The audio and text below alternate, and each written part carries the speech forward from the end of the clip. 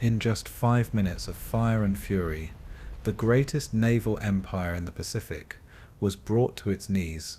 It was June 1942, and the Pacific Ocean stretched like an endless battlefield where the fate of empires would be decided. Barely 6 months had passed since the devastating attack on Pearl Harbor, and Japan's naval forces still seemed unstoppable, sweeping across the Pacific with confidence and momentum. Their carriers prowled the seas, their soldiers stormed island after island, and the world wondered if the United States, wounded but unbroken, could muster the strength to strike back. In the heart of this uncertainty, an atoll no larger than a dot on the map, Midway would soon become the site of a clash that would forever alter the balance of power in the Pacific. The battle was not just fought with steel and fire, but with information, deception, and daring. Behind the scenes, American cryptographers had cracked portions of the Japanese naval code, allowing the US Navy to anticipate their enemy's plans. For the first time, Admiral Chester Nimitz and his commanders knew when and where the Imperial Japanese Navy would strike.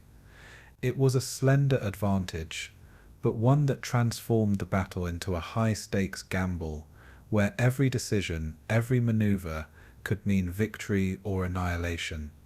The Japanese came with overwhelming force. 4 of their most powerful carriers, battleships, cruisers, and aircraft, in an armada designed to crush the last American defenses in the Pacific. Their plan was simple: lure the weakened US fleet into a trap and destroy it in one decisive blow. But in war, plans unravel as soon as the first shot is fired. Unknown to the Japanese, their enemy was waiting, hidden beyond the horizon, poised to turn the tide. On the morning of June 4th, the skies above Midway erupted in chaos. Japanese planes descended on the island in a wave of fire, bombs tearing craters into runways, smoke billowing across the lagoon. American pilots scrambled into the air, hopelessly outnumbered, their planes outdated and fragile compared to the Zero fighters cutting through the sky. Yet they fought with desperate courage, knowing that the survival of the Pacific Fleet depended on buying time, no matter the cost. Then, in a series of events that history would call nothing short of miraculous, US dive bombers found the Japanese carriers vulnerable, their decks crowded with refueling planes and stacked bombs. In a matter of minutes, towering pillars of smoke rose from the Akagi, Kaga, and Saryu as flames consumed 3 of Japan's mighty carriers. Hours later, the Hiryu would follow, leaving the Japanese Navy crippled beyond recovery. What had begun as a trap for America had turned into a disaster for Japan, all in the space of one brutal, decisive day. The Battle of Midway was more than a naval engagement. It was the turning point of the Pacific War. From that moment forward, Japan would never again regain the offensive, and the United States would begin its long, bloody march across the Pacific toward ultimate victory. Midway was the moment when courage, intelligence, and sheer luck combined to change the course of history, proving that even the mightiest war machine can falter when met with resilience and resolve. This is the story of the Battle of Midway. Not just a clash of fleets, but a clash of destinies. From the intelligence war that set the stage, to the sacrifices of pilots who never returned, and the fiery destruction that marked the end of Japanese naval supremacy, we will trace every step of this extraordinary battle. It is a story of bravery and tragedy, of chance and strategy, of oceans that ran red with fire. So close your eyes, settle in, and let this history unfold as you drift into sleep. And before we begin, share in the comments where you are tuning in from and what time it is there, because together, across oceans and generations, we keep history alive. In December 1941, the Pacific Ocean transformed from a vast expanse of blue into the largest battlefield the world had ever seen. following Japan's devastating attack on Pearl Harbor. The surprise assault crippled much of the U.S. Pacific Fleet, sinking battleships, destroying aircraft, and killing thousands of sailors in a matter of hours across the United States. Shock and outrage turned into determination, but the reality was sobering. America had been caught off guard. Japan, meanwhile, celebrated a string of swift victories, believing that it had secured dominance over the Pacific. Yet beneath the euphoria lay the seeds of overconfidence, as Japanese leaders underestimated both American resilience and the reach of industrial power. The attack had awakened a sleeping giant, but in those early days, it was unclear how quickly the United States could recover. The Pacific was now a theater of war stretching from Hawaii to Australia, from the Aleutian Islands to the shores of Southeast Asia. In this colossal contest, Midway Atoll, tiny and isolated, would emerge as the focal point of strategy, ambition, and destiny. In the months following Pearl Harbor, Japan launched a breathtaking campaign of expansion, sweeping across Southeast Asia and the Pacific with relentless speed. The Japanese Imperial Navy and Army captured Hong Kong, Malaya, Singapore, and the Dutch East Indies, securing vital oil reserves and raw materials. They advanced into Burma, threatened India, and pressed toward Australia, forcing the Allies into retreat after retreat. The Philippines, defended by American and Filipino forces, fell after a desperate struggle at Bataan and Corregidor, leaving survivors to endure the horrors of death marches and imprisonment. Japanese troops seemed unstoppable, their victories shattering colonial empires that had stood for centuries. Every conquest expanded Japan's defensive perimeter and tightened its grip on the Pacific. Yet behind these triumphs lay a dangerous overreach, as Japan stretched its supply lines across thousands of miles of ocean. While the Axis powers in Europe dominated headlines, it was in the Pacific that a new turning point was rapidly approaching. For the Allies, the early months of the Pacific War were marked by confusion, desperation, and immense loss. Britain, already stretched thin in Europe, could offer little to defend its colonies in Asia, while the Dutch and French colonial powers were already collapsing. The United States, though vast in resources, faced the grim reality that rebuilding its fleet and projecting power across the Pacific would take time. American carriers became the most valuable assets, but they were few in number and constantly under threat. Each defeat pushed the Allies further back, straining morale and leaving populations vulnerable to occupation and brutality. Yet even amid these losses, there were sparks of hope. The Doolittle raid in April 1942 proved that Japan itself was not invulnerable, while the naval clash at the Coral Sea halted Japanese plans for an invasion of Port Moresby. These early events hinted at a shift, but the true test lay ahead at Midway, where the fate of the Pacific would hang in the balance. Midway Atoll, a tiny speck of coral and sand halfway between Asia and North America, may have seemed insignificant on a map, but its strategic value was immense. Located just over 1,000 miles northwest of Hawaii, it served as a critical outpost for American reconnaissance and air operations.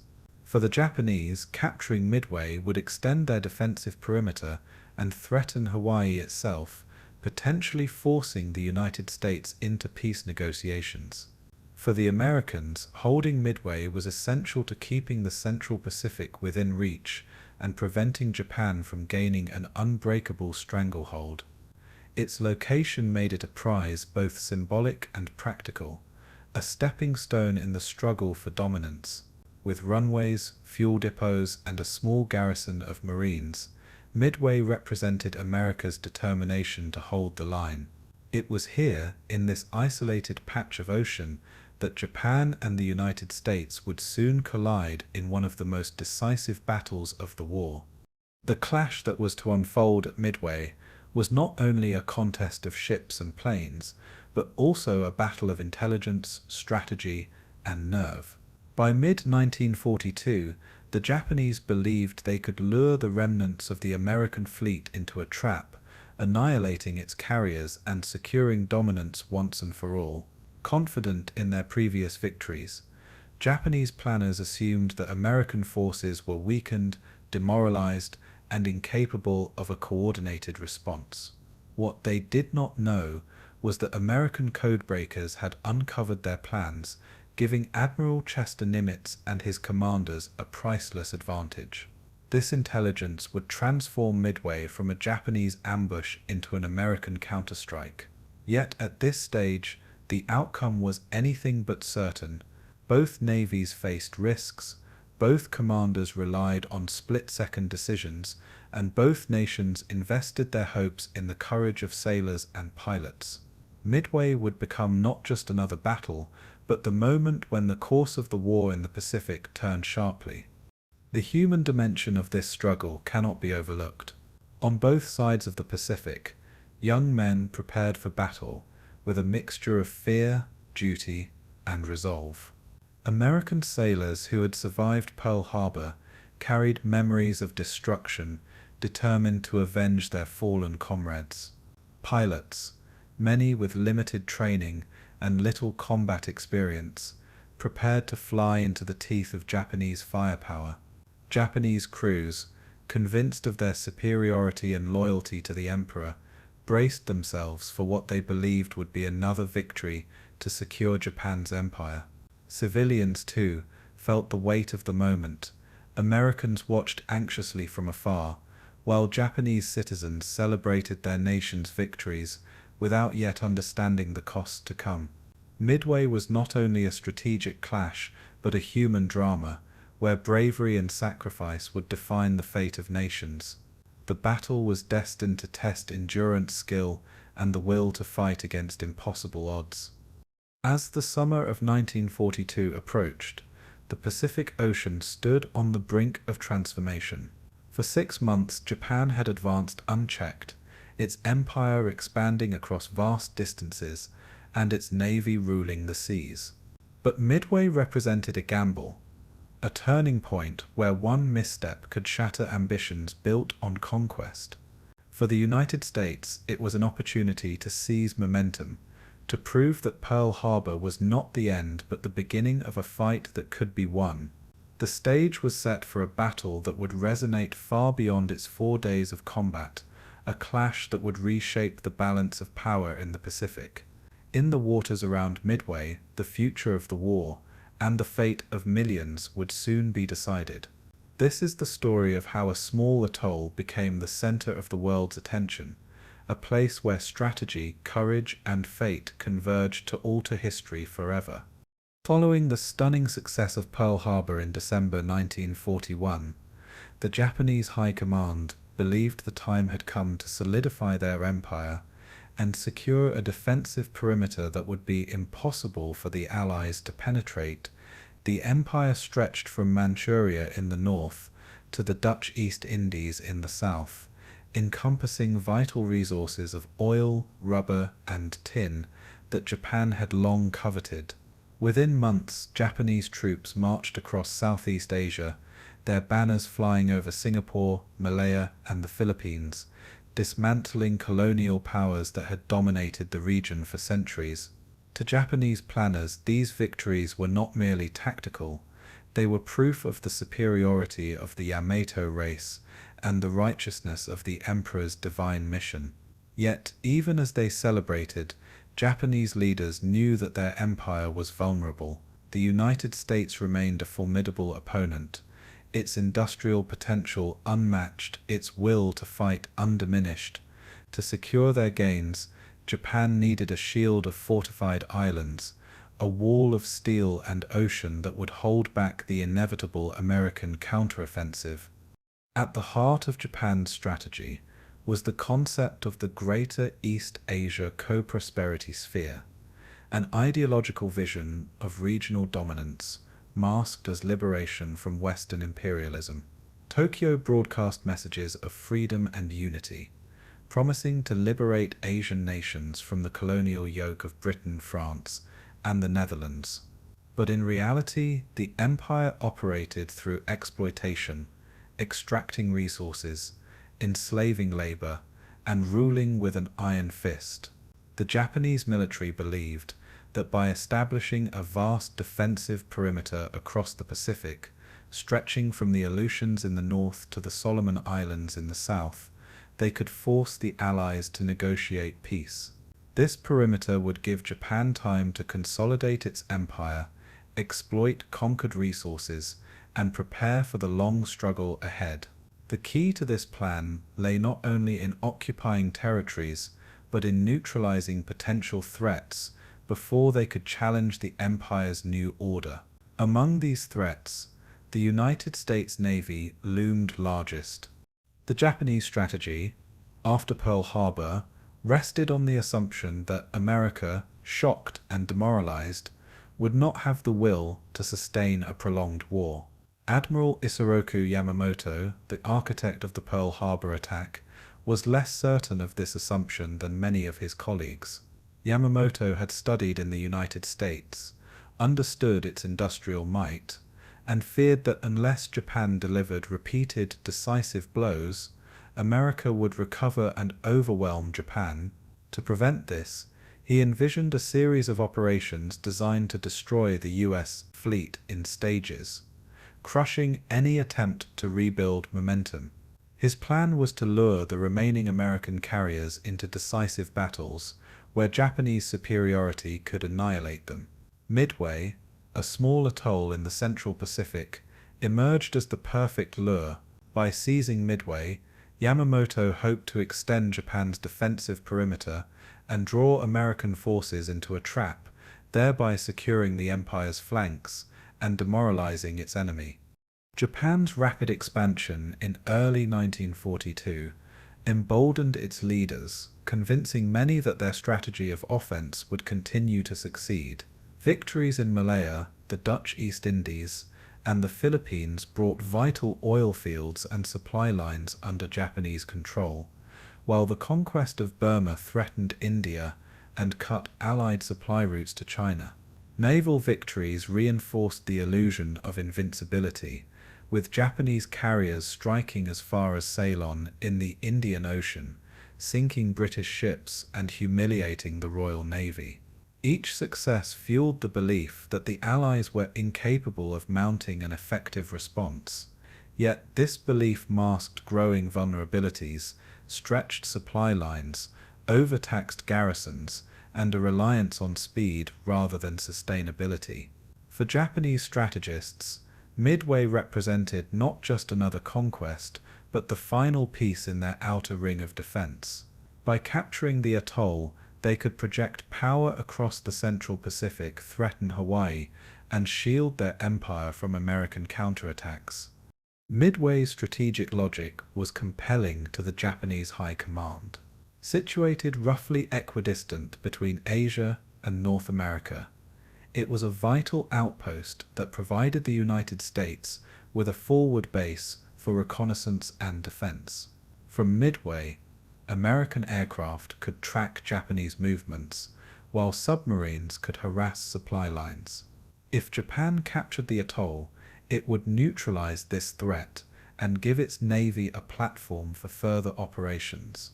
With Midway secured, the Japanese could potentially launch raids against Hawaii, isolating the American Pacific Fleet and forcing Washington to negotiate from a position of weakness.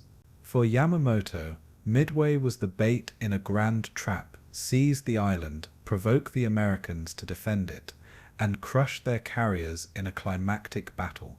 In this vision, the destruction of America's naval strength would secure Japan's dominance for decades to come. Yet within Japan's expansionist vision lay dangerous flaws that would ultimately undermine its ambitions. The Japanese leadership assumed that America would behave predictably, rushing into battle without knowledge of Japan's intentions. They underestimated the effectiveness of American codebreakers who had already begun to pierce the veil of Japanese naval communications. They also ignored the logistical challenges of sustaining operations across thousands of miles of ocean, believing their victories proved their superiority.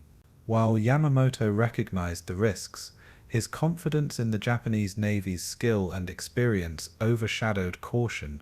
The assumption that the United States would capitulate after a string of defeats ignored the resilience of democratic societies and their capacity for mobilization. In this way, the very ambition that drove Japan's strategy became its Achilles heel, setting the stage for disaster when overconfidence met American ingenuity. By the spring of 1942, the path toward Midway was set, with Japan's ambitions pushing it toward one of the most decisive battles in naval history. The empire stood at its zenith, its fleet seemingly invincible, its armies triumphant across Asia, and its leaders confident that destiny favored their cause. But beneath this confidence was a fragile foundation, an overstretched empire, a misjudgment of America's resolve, and a reliance on gambles that left little room for error. Midway was to be the culmination of Japan's strategy, a strike designed to secure the empire's future and break its greatest enemy's will. What unfolded, however, was the unraveling of that vision, as intelligence, courage, and fortune converged to reshape the Pacific War. In understanding Japan's ambitions, we understand why Midway was more than a battle. It was the collision of two visions for the future, one built on conquest and the other on resistance. When the smoke cleared over Pearl Harbor in December 1941, the United States faced a staggering challenge: how to rebuild a Pacific fleet that had been battered, bloodied, and nearly broken. 8 battleships lay sunk or damaged, cruisers and destroyers smoldered, and over 180 aircraft had been destroyed on the ground. For many, it seemed that Japan had eliminated America's ability to contest the Pacific. But in truth, the blow, while devastating, was far from fatal. The attack had missed critical targets: the fleet's aircraft carriers, which were out at sea, the submarine base, and vital fuel depots. These oversights would prove decisive, giving the U.S. Navy the breathing space to reorganize and adapt. Almost immediately, shipyards across Hawaii and the West Coast roared to life, working around the clock to salvage, repair, and restore the damaged vessels. What seemed to be a crippling defeat became the beginning of an unprecedented mobilization effort that would see the Pacific Fleet not only recover, but transform into a carrier-driven force of unparalleled power. The salvage and repair operations at Pearl Harbor became symbols of resilience and determination. The USS Nevada, USS California, and USS West Virginia, all sunk during the attack, were painstakingly raised, patched, and eventually returned to service. Divers toiled in dangerous conditions, pumping water from flooded compartments, welding steel plates in darkness, and risking their lives against explosions and toxic gases. Even ships that seemed lost were not abandoned. Engineers and sailors worked tirelessly to breathe life back into battered hulls. Within months, several of the damaged battleships were afloat again, and though they would take years to be fully operational, their survival demonstrated the industrial ingenuity of the United States. More importantly, the work itself rallied morale, turning despair into determination. Every repaired ship was a testament to America's refusal to accept defeat, a promise that the fleet would rise stronger than before. While the battleships symbolized recovery, the carriers became the true backbone of America's naval strategy. At the time of Pearl Harbor, only a handful of fleet carriers were available: Enterprise, Lexington, Saratoga, Yorktown, and Hornet. These ships, spared in December's assault, became the critical instruments of U.S. power projection. Naval planners quickly recognized that the age of the battleship was fading, replaced by the mobility, striking range, and versatility of aircraft carriers. In early 1942, American carriers conducted daring raids, including the famous Doolittle raid on Tokyo, which, though limited in military impact, boosted national morale and shook Japanese confidence. Carriers also played pivotal roles in the Coral Sea battle, halting Japan's advance toward Australia. The shift in focus from battleships to carriers was not merely strategic but revolutionary, reshaping naval warfare forever. This transformation was accelerated by necessity, as the US leaned heavily on its carriers to carry the fight, while the battleships remained under repair. The recovery of American air power was equally critical. Pearl Harbor had destroyed much of the aircraft stationed in Hawaii, leaving the Pacific exposed, but factories in the continental United States rapidly replaced the losses, sending squadrons of fighters, dive bombers, and torpedo planes to bolster the Pacific Fleet. Pilots trained furiously, honing skills in dogfighting, bombing runs, and carrier landings, often under grueling schedules. Many of these aviators were young and inexperienced, but their training was relentless, designed to turn novices into warriors in the shortest time possible. Meanwhile, aircraft design advanced rapidly, producing more effective planes such as the Grumman 4-4F Wildcat, and later the F-6F Hellcat. These aircraft, combined with skilled pilots and innovative tactics, gave the US an edge that would prove vital at Midway. In less than 6 months, American air power had gone from near devastation to forming the cutting edge of naval operations, ready to challenge Japan's dominance. The industrial might of the United States was the hidden weapon that fueled recovery. Across the nation, shipyards launched new vessels at unprecedented speed, while factories churned out aircraft, munitions, and supplies. Civilian workers, men and women alike, became the backbone of the war effort, embodying the spirit of arsenal of democracy. In California, the Richmond and San Pedro shipyards built escort vessels and carriers with remarkable efficiency, sometimes completing ships in weeks rather than months. This industrial surge meant that even as Japan expanded its empire, the US was already preparing the fleets and planes that would overwhelm them in the years ahead. While the Japanese believed their victories had secured dominance, they underestimated the sheer scale of American production. The recovery after Pearl Harbor was not just about repairing damage, it was about unleashing a tide of industrial strength that would eventually drown the Axis. Morale played a crucial role in America's recovery, bridging the gap between immediate loss and eventual resurgence. The attack on Pearl Harbor, though a shock, united the American public in determination. Propaganda posters, radio broadcasts, and newsreels carried messages of resilience, urging citizens to work harder, buy war bonds, and support the troops. In the Navy itself, sailors and officers rallied around the idea of redemption, vowing to strike back at Japan with equal or greater force. The victories at Coral Sea and the symbolic triumph of the Doolittle raid became morale boosters, proving that Japan could be fought and beaten.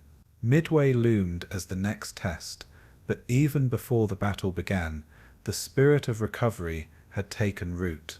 America was no longer stunned. It was resolve driven by anger, unity, and an unshakable belief that the tide of war could be turned. By the spring of 1942, the United States had achieved what many thought impossible only months earlier, a recovery strong enough to mount an offensive challenge in the Pacific. The fleet, though still rebuilding, was anchored by its surviving carriers, supported by newly trained aircrews, and replenished by the output of a booming industrial base. Morale among sailors and civilians alike surged, fueled by the belief that Pearl Harbor had been the beginning, not the end, of America's fight. This recovery set the stage for the confrontation at Midway, where America would gamble its fragile fleet against the might of Japan's carrier force. What followed was not simply a clash of arms, but the culmination of months of repair, training, and determination. The Battle of Midway would prove that the American recovery after Pearl Harbor was more than survival. It was the rebirth of a navy, a nation, and a will to win. Beneath the waves of the Pacific War, a silent battle was being fought not with bombs or bullets, but with words, numbers, and fragments of intercepted transmissions. This was the war of intelligence, where victory depended on deciphering the enemy's intentions before a single shot was fired. At the heart of this effort stood Station HYPO, the U.S. Navy's code-breaking unit in Pearl Harbor, led by the brilliant but unassuming Commander Joseph Rochefort. Inside makeshift offices filled with typewriters, cipher machines, and endless sheets of paper, teams of cryptographers labored day and night, piecing together fragments of Japanese communications. Their target was the Japanese Navy's operational code, designated JN-25, a complex system of numbers representing words, syllables, and phrases. Breaking this code was like solving a massive jigsaw puzzle, with most of the pieces missing, requiring not just logic but intuition and relentless persistence. The work was exhausting, often thankless, but it would prove decisive in changing the course of the war at Midway. By early 1942, American cryptographers had begun to make significant progress against JN-25, though the code was updated regularly to frustrate their efforts. Each time the Japanese altered their system, the cryptographers were forced to start again, reconstructing patterns and meanings from scratch. Rochefort's team, which included linguists, mathematicians, and radio operators, worked in cramped, overheated rooms, fueled by endless coffee and determination. They intercepted streams of messages filled with numbers, stripped of context, yet within these numbers lay the secrets of Japanese strategy. The process required identifying recurring groups, associating them with known movements, and testing hypotheses again and again. Gradually, the picture became clearer. The Japanese were planning a massive operation against a location referred to only as AF, but what AF stood for remained uncertain, and solving this riddle would become the turning point in intelligence history. The cryptographers suspected that AF referred to Midway based on the geographic positioning of Japanese fleet movements and prior intelligence patterns. Yet suspicion was not enough. They needed proof, concrete evidence that could justify deploying the fragile American fleet in defense of the atoll. To confirm their theory, Rochefort and his team devised a clever ruse. Midway was instructed to send an unencrypted radio message reporting a shortage of fresh water. Within hours, Japanese communications intercepted by station HYPO referenced AF as suffering a water crisis. The trap had worked. AF was indeed Midway. This small deception provided the proof that Admiral Chester Nimitz required, transforming a hunch into actionable intelligence. For the first time in the war, the Americans knew not only where the Japanese intended to strike, but also when, giving them the priceless advantage of preparation. The implications of this breakthrough were monumental. With the Japanese plan exposed, Admiral Nimitz could position his carriers, Enterprise, Hornet, and the hastily repaired Yorktown in ambush near Midway. Instead of being caught off guard, the U.S. Navy would be waiting, ready to strike when the Japanese moved. Rochefort's achievement was nothing short of revolutionary, a triumph of intellect over force. His team had shifted the balance of the Pacific, not through firepower, but through the painstaking decryption of numbers. It was a reminder that wars are not won solely by armies on the battlefield, but also by minds in backrooms, unseen and unsung. Without this intelligence, Midway might have been another devastating defeat for the Allies, perhaps even opening the path for Japan to threaten Hawaii. Instead, thanks to Station HYPO, America would fight from a position of foresight rather than desperation. Behind the technical triumph lay human endurance and sacrifice. The cryptographers worked grueling hours, often sleeping on cots beside their desks, their eyes strained from staring at columns of figures. They lived in secrecy, unable to share their achievements with family or friends, bound by the cloak of military confidentiality. Joseph Rochefort himself wore a simple smoking jacket and slippers to work, projecting an eccentric exterior that concealed his razor-sharp intellect. His leadership fostered creativity, allowing his team to take risks, test theories, and pursue unconventional solutions. Many of his colleagues in Washington dismissed his findings as speculation, but Rochefort stood firm, confident in his team's conclusions. That quiet defiance, backed by evidence, ensured that Nimitz acted decisively. In this way, the victory at Midway began not on the decks of carriers, but in the dimly lit rooms of Pearl Harbor, where codebreakers labored unseen.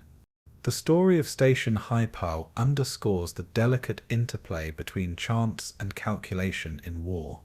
Had the cryptographers failed to identify AF as Midway, the US Navy might have been deployed elsewhere, leaving the atoll vulnerable and the carriers exposed. Instead, their success transformed the coming battle into a carefully prepared ambush.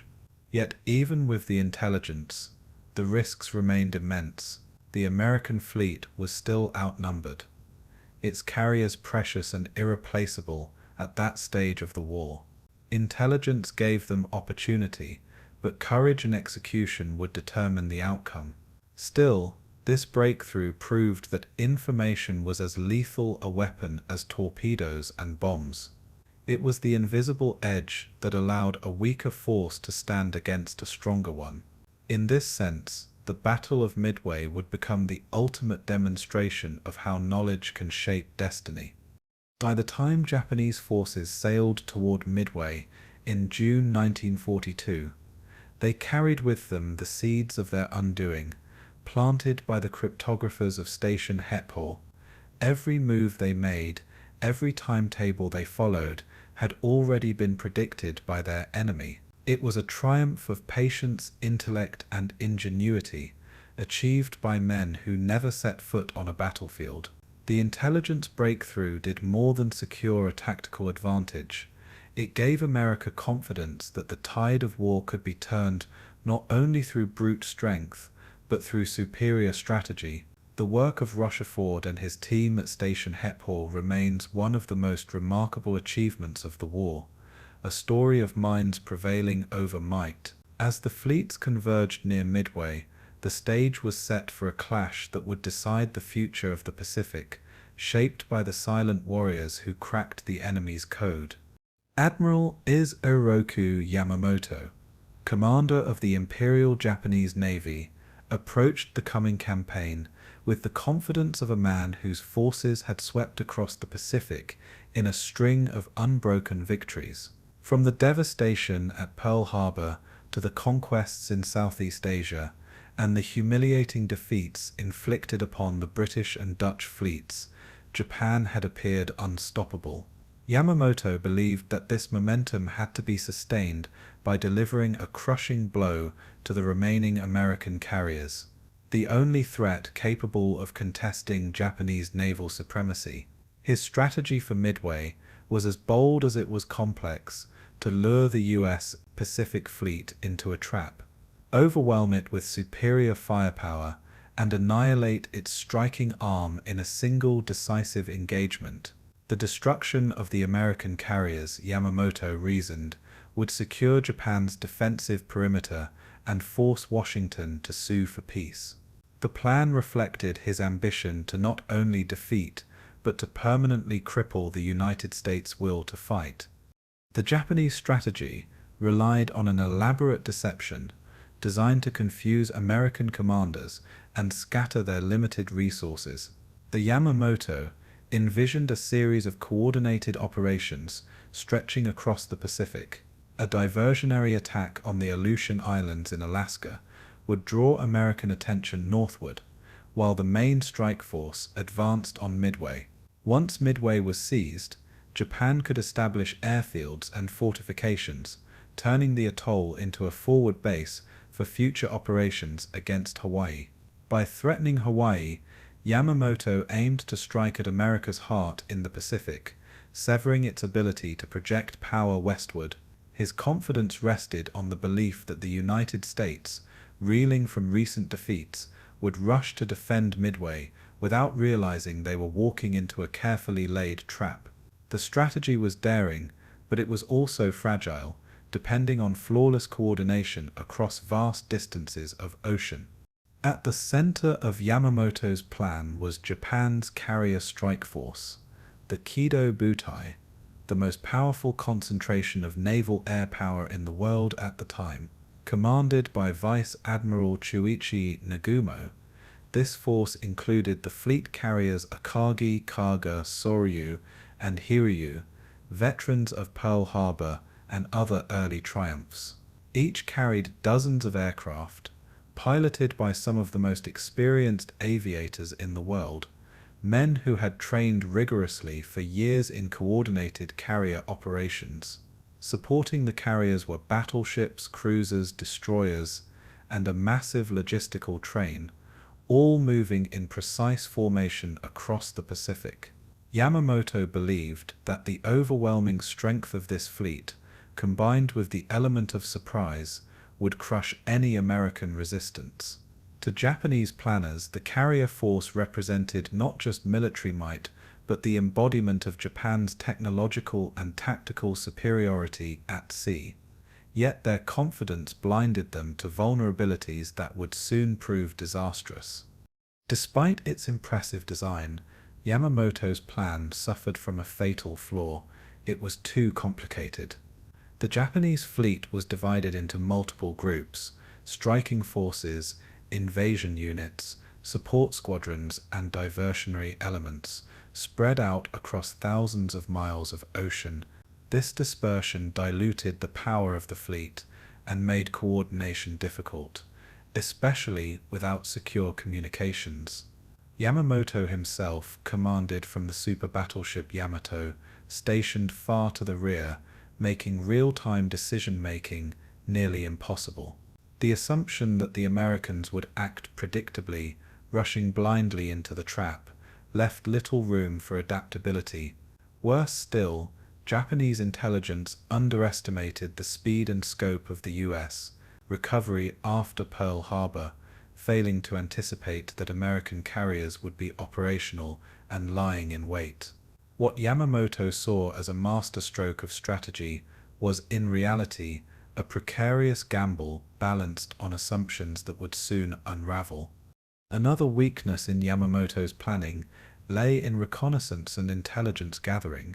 The Japanese Navy had been successful in many early operations, but their ability to scout and monitor enemy movements was limited. Overconfidence bred complacency. Japanese leaders assumed American morale was broken and their forces too weak to pose a serious threat. They failed to detect the U.S. carriers positioned east of Midway, waiting in ambush. Moreover, Yamamoto's dispersal of forces meant that when crucial information was needed, communication breakdowns and delays left commanders uncertain. By comparison, American cryptographers had already penetrated Japanese codes, giving Admiral Nimitz a clear picture of Japan's intentions.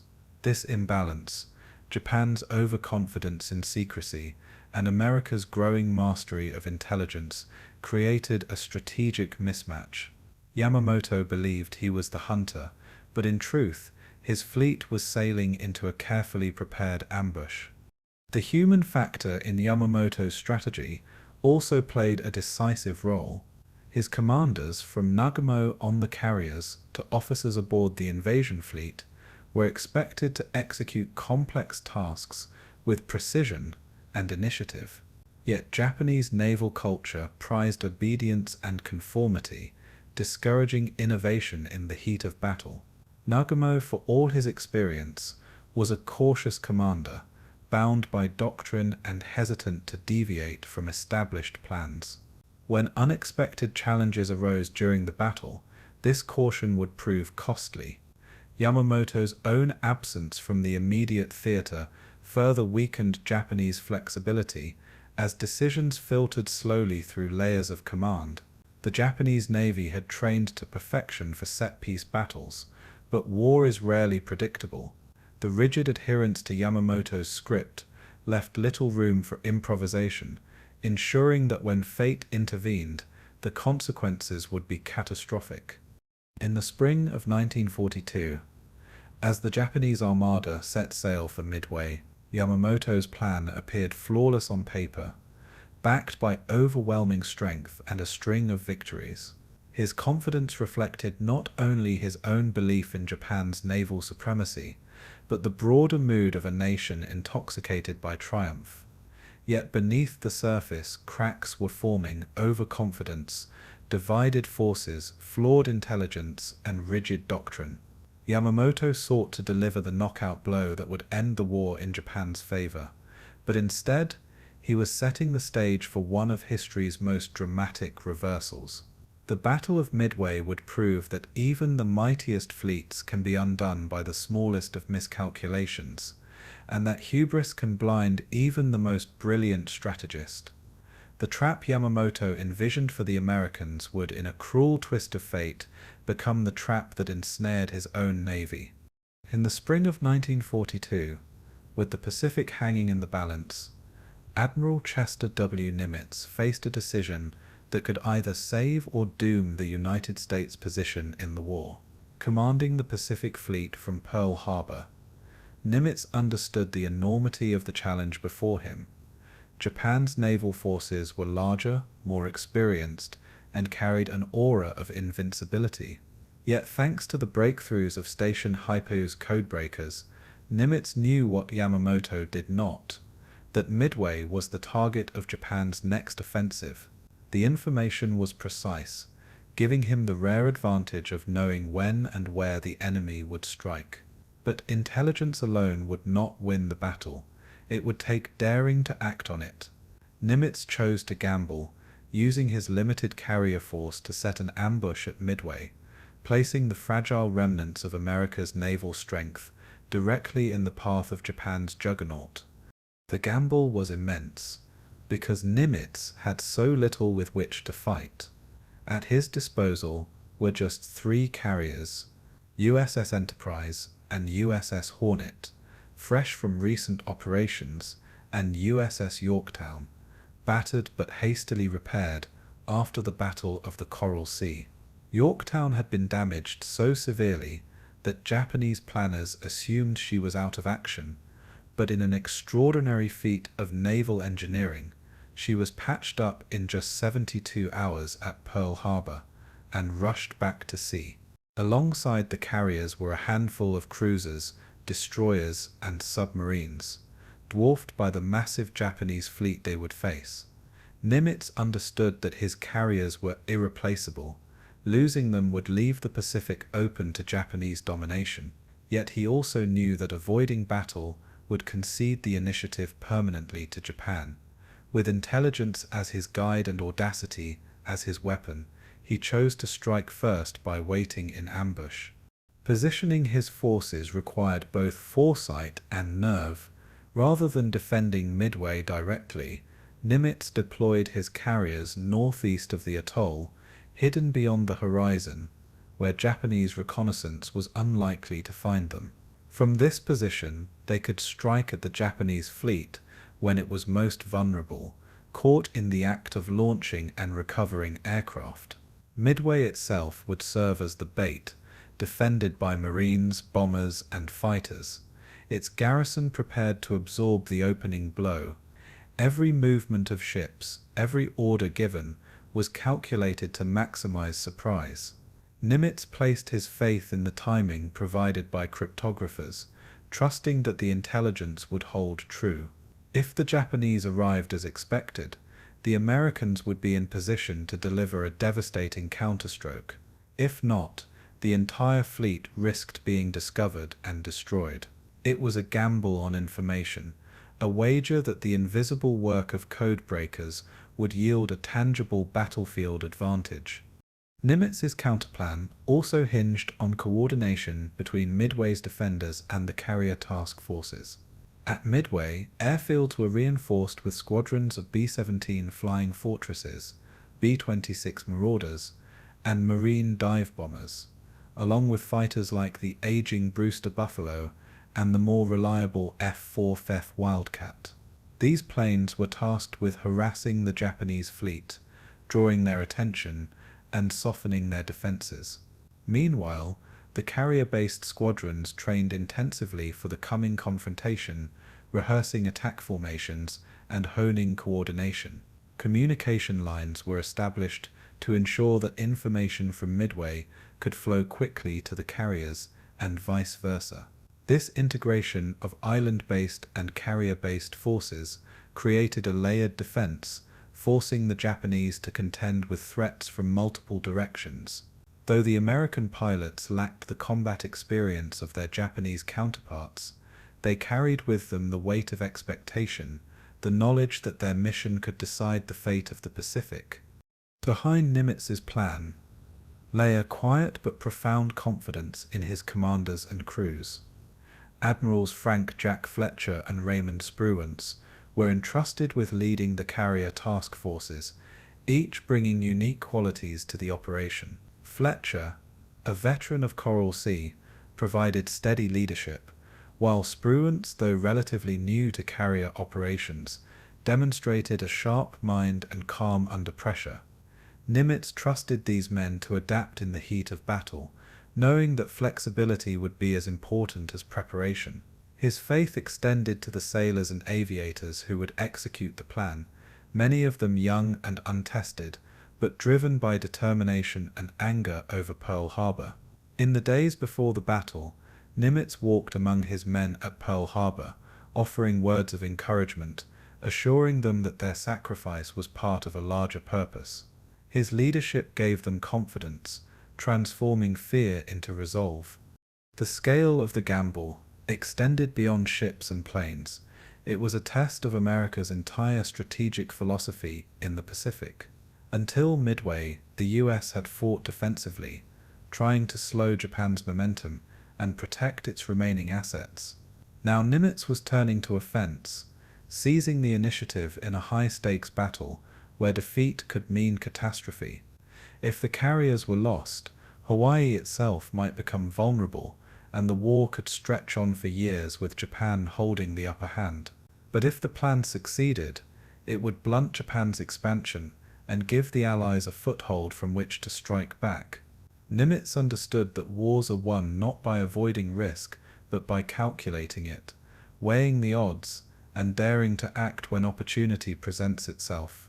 Midway was his calculated risk, the moment he would place the fate of the Pacific in the hands of his codebreakers, commanders, and young aviators.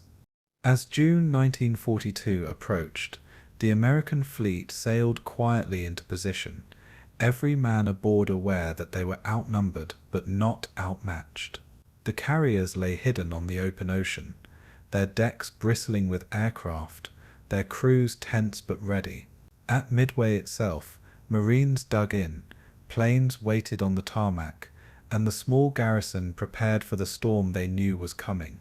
Nimitz's gamble was in motion, a chess move played across thousands of miles of ocean, invisible to the Japanese but decisive in its intent. The outcome remained uncertain, but the stage was set for one of the most dramatic battles in naval history. It was a contest born of intelligence, executed through daring, and driven by the determination of men who refused to yield. In the stillness before the storm, Nimitz's plan awaited its test, a gamble that would either save the Pacific or plunge it into deeper darkness. Midway Atoll, a tiny speck in the vast Pacific Ocean, hardly seemed like the stage for one of history's most decisive battles.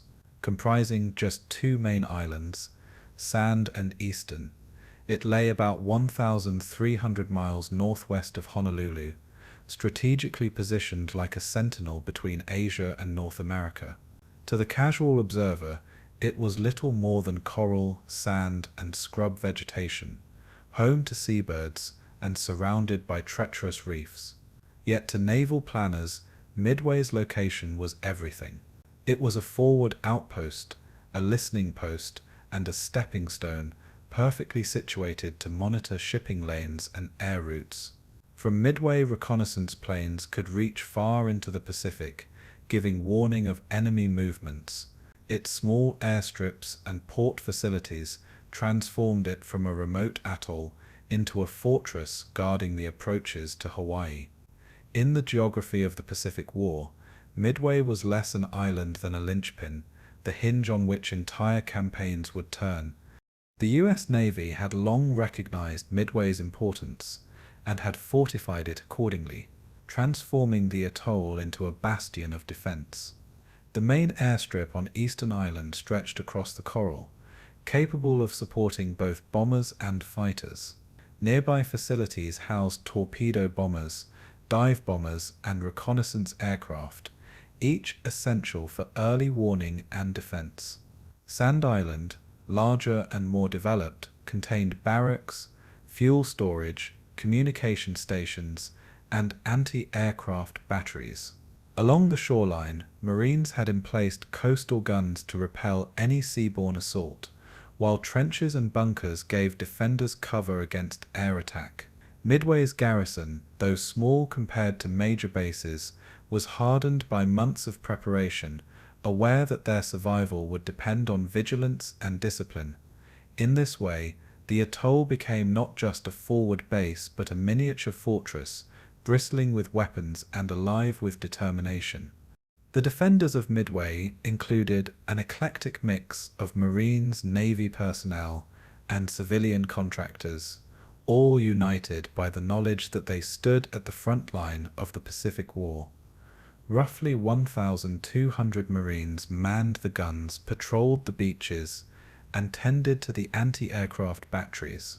Navy airmen flew missions from the island's runways, conducting long reconnaissance flights over the open ocean, often at great personal risk. Civilians worked alongside military crews to maintain infrastructure, repair aircraft, and keep the outpost functional. The garrison lived in Spartan conditions, sleeping in simple barracks, and enduring the harsh isolation of life on a remote atoll. Supplies arrived only intermittently by ship or plane, making every ration of food, fuel, and ammunition precious. Yet morale was strong, fueled by a sense of purpose. The men of Midway knew they were more than caretakers of an island. They were guardians of America's western flank. The air power stationed at Midway played a crucial role in its defense, giving the atoll teeth beyond its coral shores. Squadrons of Marine Corps fighters, including the F-2A Brewster Buffalo and the more capable F-4F Wildcat, stood ready to challenge incoming Japanese aircraft. Dive bombers such as the SBD Dauntless were prepared to strike enemy ships, while B-17 Flying Fortresses offered long-range bombardment capabilities. In addition, B-26 Marauders, armed with torpedoes, provided a striking force against naval targets, despite their vulnerability to Japanese fighters. These aircraft were supported by radar installations, a relatively new technology that gave defenders precious minutes of warning before enemy planes appeared on the horizon. Though outnumbered and flying older planes compared to Japan's elite aviators, the Midway squadrons represented a vital first line of defense. Their mission was simple yet perilous: hold out long enough for the carriers to strike back. Midway's isolation made its defense uniquely challenging. Everything needed to sustain the garrison: fuel, food, spare parts, even fresh water had to be shipped in over vast distances. The Japanese understood this vulnerability and hoped that a concentrated attack would overwhelm the island before reinforcements could arrive. Yet the defenders had prepared meticulously, stockpiling ammunition, reinforcing bunkers, and camouflaging positions. Anti-aircraft batteries dotted the island, manned by Marines, who drilled relentlessly in anticipation of air raids. Pilots flew daily patrols, scanning the endless ocean for the first sign of approaching fleets. Every man on Midway understood that there would be no retreat. The atoll was too small, too isolated for evacuation. In the coming storm, they would either hold or be destroyed. This stark reality lent a grim determination to their preparations, hardening resolve and sharpening focus. For Admiral Nimitz and his commanders, Midway was not merely a tactical objective but a symbol of resilience. If the island fell, Hawaii itself might be threatened, and Japan's defensive perimeter would expand dangerously close to American shores. If it held, it would mark the first serious check against Japanese expansion. Thus, Midway was not just a fortress, it was a statement, a line drawn across the Pacific. Its defense was integral to Nimitz's counterplan, serving both as bait to lure the Japanese fleet and as a platform from which to strike back. The men stationed there, whether in the trenches or in the cockpits of fighters, carried the weight of this strategic importance on their shoulders. In their endurance lay the hope of an entire nation waiting anxiously thousands of miles away. As June 1942 approached, Midway stood ready, braced for the assault everyone knew was coming. The coral runways shimmered in the tropical sun, the anti-aircraft guns pointed skyward, and the trenches filled with men waiting in tense anticipation. Every rumble of an engine, every distant silhouette on the horizon, was scrutinized with suspicion. The garrison understood that they were vastly outnumbered, facing one of the most formidable fleets ever assembled. Yet they also knew that they were not alone. Hidden beyond the horizon, Nimitz's carriers waited, poised to strike. Midway was the anvil on which Japan's ambitions would be tested, its garrison the hammer that would hold until the decisive moment arrived. In the stillness before battle, the atoll's defenders embodied the essence of courage, ordinary men prepared to face extraordinary danger in defense of their nation. On the eve of the Battle of Midway, the Pacific Ocean bore witness to the assembly of two formidable naval forces, each prepared to gamble everything for control of the Pacific. The Imperial Japanese Navy arrived with overwhelming numerical superiority, fielding 4 fleet carriers, 2 battleships, cruisers, destroyers, and a vast support fleet. Their armada stretched across thousands of miles, moving with the precision of a machine honed by years of dominance at sea. Opposing them, the U.S. Navy mustered only 3 carriers, hastily repaired and reinforced, supported by a smaller contingent of cruisers, destroyers, and submarines. To casual observers, the imbalance seemed insurmountable. Yet war is not won by numbers alone. Beneath the surface of this matchup lay critical differences in doctrine, experience, and technology that would shape the outcome. Both navies were powerful, but they carried into battle contrasting strengths and hidden vulnerabilities. At the heart of Japan's fleet was the Kido Butai, the carrier strike force that had shocked the world at Pearl Harbor and swept through the Pacific with devastating efficiency. The carriers Akagi, Kaga, Soryu, and Hiryu formed its core, each carrying a complement of fighters, dive bombers, and torpedo planes. Together they launched more than 250 aircraft, piloted by some of the most experienced aviators in the world, men trained in coordinated carrier strikes long before their American counterparts. Supporting the carriers were battleships Haruna and Kirishima, heavy cruisers like Tone and Shikuma, and a formidable screen of destroyers. Further afield, the invasion fleet carried troops and supplies intended to occupy Midway after its capture. To Japanese planners, this force seemed invincible, the culmination of decades of naval innovation and aggressive doctrine. Yet their reliance on a small cadre of elite pilots created a fragile strength, one that could not be easily replaced. The American fleet, by contrast, looked modest on paper, but carried with it the advantage of intelligence and preparation. U.S. Enterprise and USS Hornet formed Task Force 16, while USS Yorktown, damaged at Coral Sea and repaired in record time, joined as part of Task Force 17. Together, these three carriers carried about 230 aircraft, slightly fewer than their Japanese counterparts, but supported by a growing cadre of determined aviators. The carrier groups were reinforced by cruisers like USS Astoria and USS Vincennes, destroyers for screening and anti-submarine warfare, and a handful of submarines already positioned to shadow the Japanese fleet. While the Americans lacked battleships in this engagement, their doctrine no longer depended on them. Carriers were the striking arm, and Midway itself served as a forward base of operations. With fewer ships and less experience, the USS fleet nonetheless embodied resilience, daring, and the hope of turning intelligence into advantage. Aircraft composition highlighted the differences between the two navies.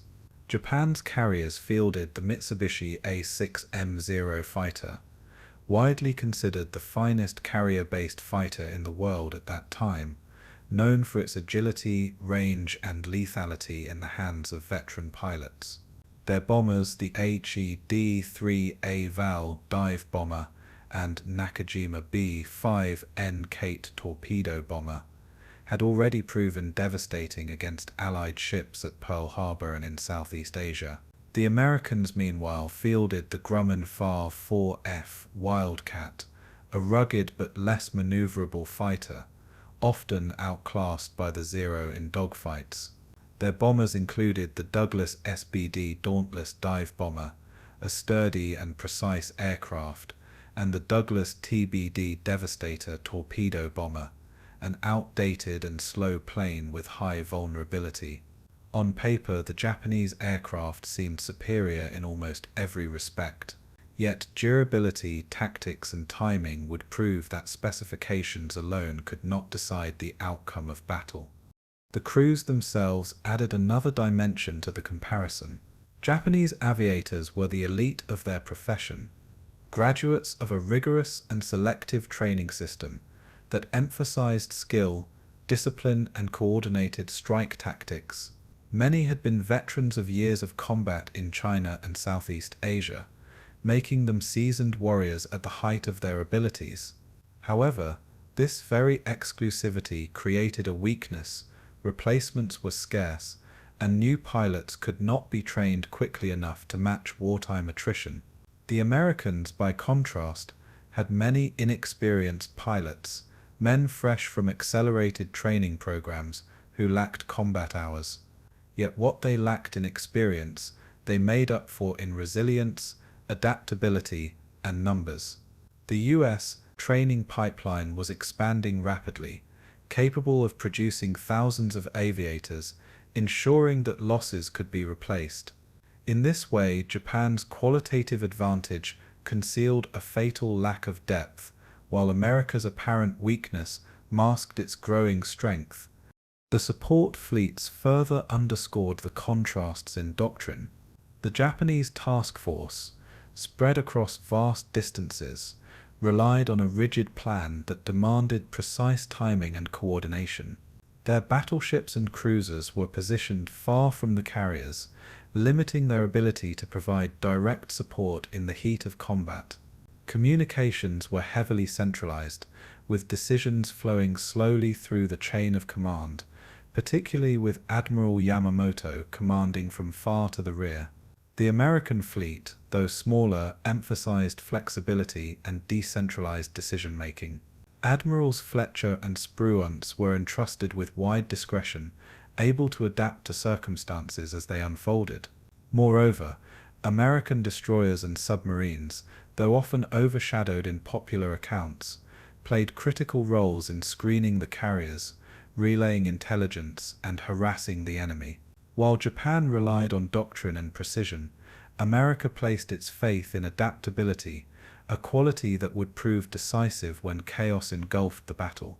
Thus, As the fleets drew closer in early June 1942, the Pacific became a stage set for a clash of contrasts: experience against adaptability, precision against flexibility, and numerical superiority against intelligence-led positioning. The Japanese fleet appeared stronger, with more carriers, superior aircraft, and elite aviators. The Americans, however, possessed the priceless gift of foreknowledge, the ability to anticipate their enemies' moves thanks to codebreaking.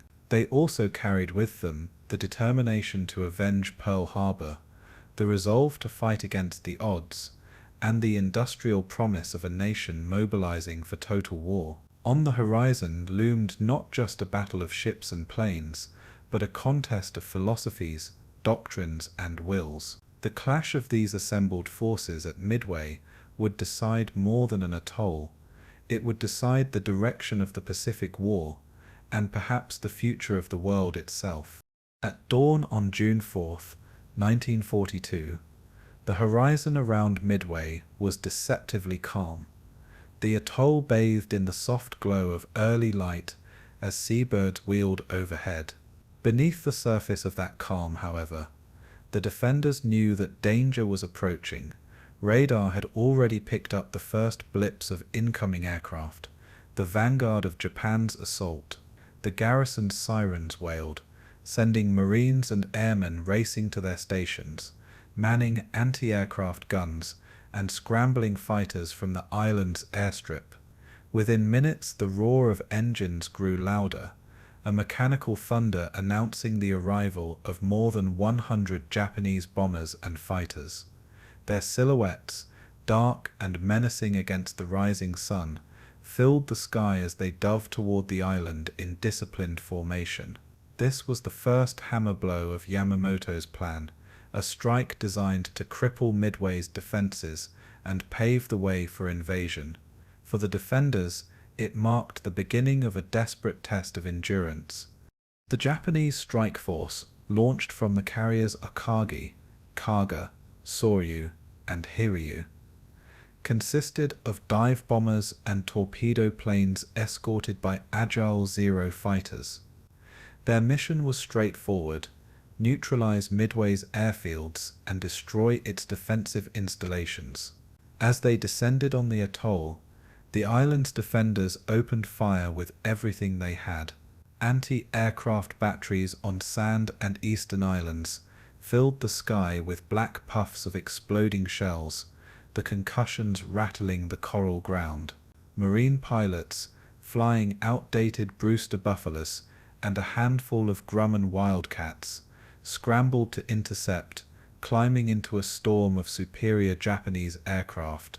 The mismatch was stark. Many American fighters were shot down before they could even engage effectively, but their bravery was unquestionable. Outnumbered and outclassed, they still hurled themselves into the fray, determined to disrupt the enemy's attack. The bombs fell with devastating accuracy, Japanese dive bombers screaming down almost vertically before releasing their deadly payloads. Explosions ripped through Midway's airstrips, tearing craters in the coral and sending plumes of smoke and debris skyward. Fuel tanks ignited, billowing black smoke that spread across the horizon. Barracks and hangars were shattered, their twisted frames a testament to the ferocity of the assault. Marines manning the anti-aircraft guns fought on through the inferno, their ears deafened by the roar of engines and the crack of gunfire.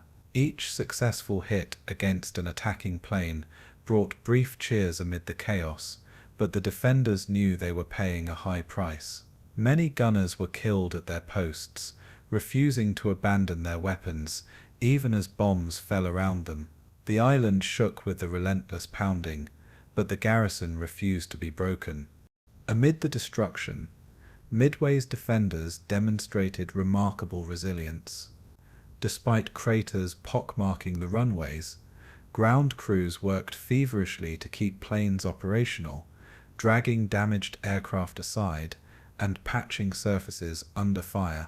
Pilots who managed to take off faced near-suicidal odds, diving into swarms of Japanese fighters that tore through their formations with ruthless efficiency. The outdated buffaloes were cut down in droves, but their sacrifice forced Japanese bombers to maneuver and scatter, reducing the precision of their attacks. Marine dive bombers launched desperate counterstrikes, dropping bombs on Japanese ships far out to sea, though few hit their targets. Every sortie, successful or not, kept pressure on the enemy, demonstrating that Midway was far from defenseless. In those critical hours, courage mattered as much as firepower, and the defenders' stubborn resistance ensured that the Japanese could not deliver a knockout blow. Inside bunkers and trenches, Marines and Navy personnel braced themselves as explosions tore through the island. Communications lines were frantically maintained, with officers directing the defense despite the chaos around them. Medics worked tirelessly, tending to the wounded with limited supplies, their makeshift clinics overflowing with casualties. Civilians too found themselves caught in the storm, some joining in the firefighting and rescue efforts as buildings collapsed around them. Amid the smoke and wreckage, acts of heroism abounded. A gun crew that continued firing until their emplacement was obliterated, pilots who pressed attacks with burning aircraft, and engineers who risked their lives to keep critical equipment running. The Japanese had come expecting a swift neutralization of the island, but instead they encountered a garrison that refused to yield, fighting back with grit and determination at every turn. Though the Japanese inflicted heavy damage, their objectives were not fully achieved. The airfields, though cratered, were not rendered completely inoperable. Midway's fuel reserves, though burning in some areas, were not entirely destroyed, and most importantly, the defenders' resolve remained unbroken. The island's surviving aircraft continued to launch counterattacks throughout the day, harassing the Japanese fleet and forcing it to remain on guard. Anti-aircraft fire claimed a number of bombers, reminding Japan's pilots that victory would not come without cost. The failure to completely eliminate Midway's striking power would prove critical, as those same defenders would later play a role in the larger battle unfolding at sea. The resilience of Midway's garrison ensured that the island remained a thorn in the side of the invaders, far from the easy conquest Yamamoto had envisioned. As the smoke cleared from the first wave of strikes, Midway stood battered but defiant, its defenders bloodied yet unbroken. The atoll's runways still functioned, its garrison still manned the guns, and its surviving aircraft still prowled the skies. For the Japanese, the attack had been costly and incomplete, forcing them to consider a second strike to finish the job. For the Americans, the opening assault was both a trial by fire and a grim reassurance. Midway could endure, even against the might of Japan's carrier fleet. The resilience shown that morning set the tone for the hours to come, when fate would shift dramatically in the Americans' favor. Midway had not been silenced, it had roared back, proving itself the fortress in the Pacific that Nimitz had envisioned. The battle was only beginning, and the defenders' courage had bought the precious time needed for the ambush at sea to unfold. Even as the smoke of the Japanese bombardment still drifted across Midway's skies, American commanders on the atoll gave the order to strike back. The garrison's remaining aircraft, bombers, torpedo planes, and dive bombers, were scrambled in a series of hastily organized counterattacks against the Japanese carrier fleet. It was a desperate effort, driven less by tactical finesse than by raw determination to hit back at the enemy before he could regroup. Pilots climbed into cockpits, still warm from the sun-baked coral, their engines sputtering as ground crews frantically loaded bombs and torpedoes. Many of these aircraft were outdated or poorly suited for the task, yet their crews pressed on with grim resolve. For them, survival was secondary to inflicting whatever damage they could against an enemy armada that seemed almost invincible. The opening counterattacks of June 4th would be marked by courage, sacrifice, and staggering losses. The first wave included B-26 Marauder bombers, each armed with a torpedo slung beneath its fuselage, their crews steeling themselves for a perilous low-altitude run against Japanese carriers. Alongside them, Army Air Force's B-17 Flying Fortresses lifted off, their heavy bomb loads intended for high-altitude attacks against enemy ships. From the start, the odds were bleak. The B-26S had to skim the waves directly into the teeth of Japanese defenses, while the lumbering B-17s were vulnerable to interception by Zero fighters. Yet these airmen flew on, cutting through the rising sun toward the most powerful fleet in the Pacific. Their radio chatter conveyed both fear and determination as pilots encouraged one another in the moments before combat. The Marauders' crews knew that their chances of returning were slim, but they also knew that their sacrifice might buy time or force the enemy to maneuver defensively. As the American planes reached the Japanese fleet, the sky erupted in chaos. Anti-aircraft fire rose like a wall of steel, black puffs of shrapnel bursting around the bombers as they pressed their attack runs.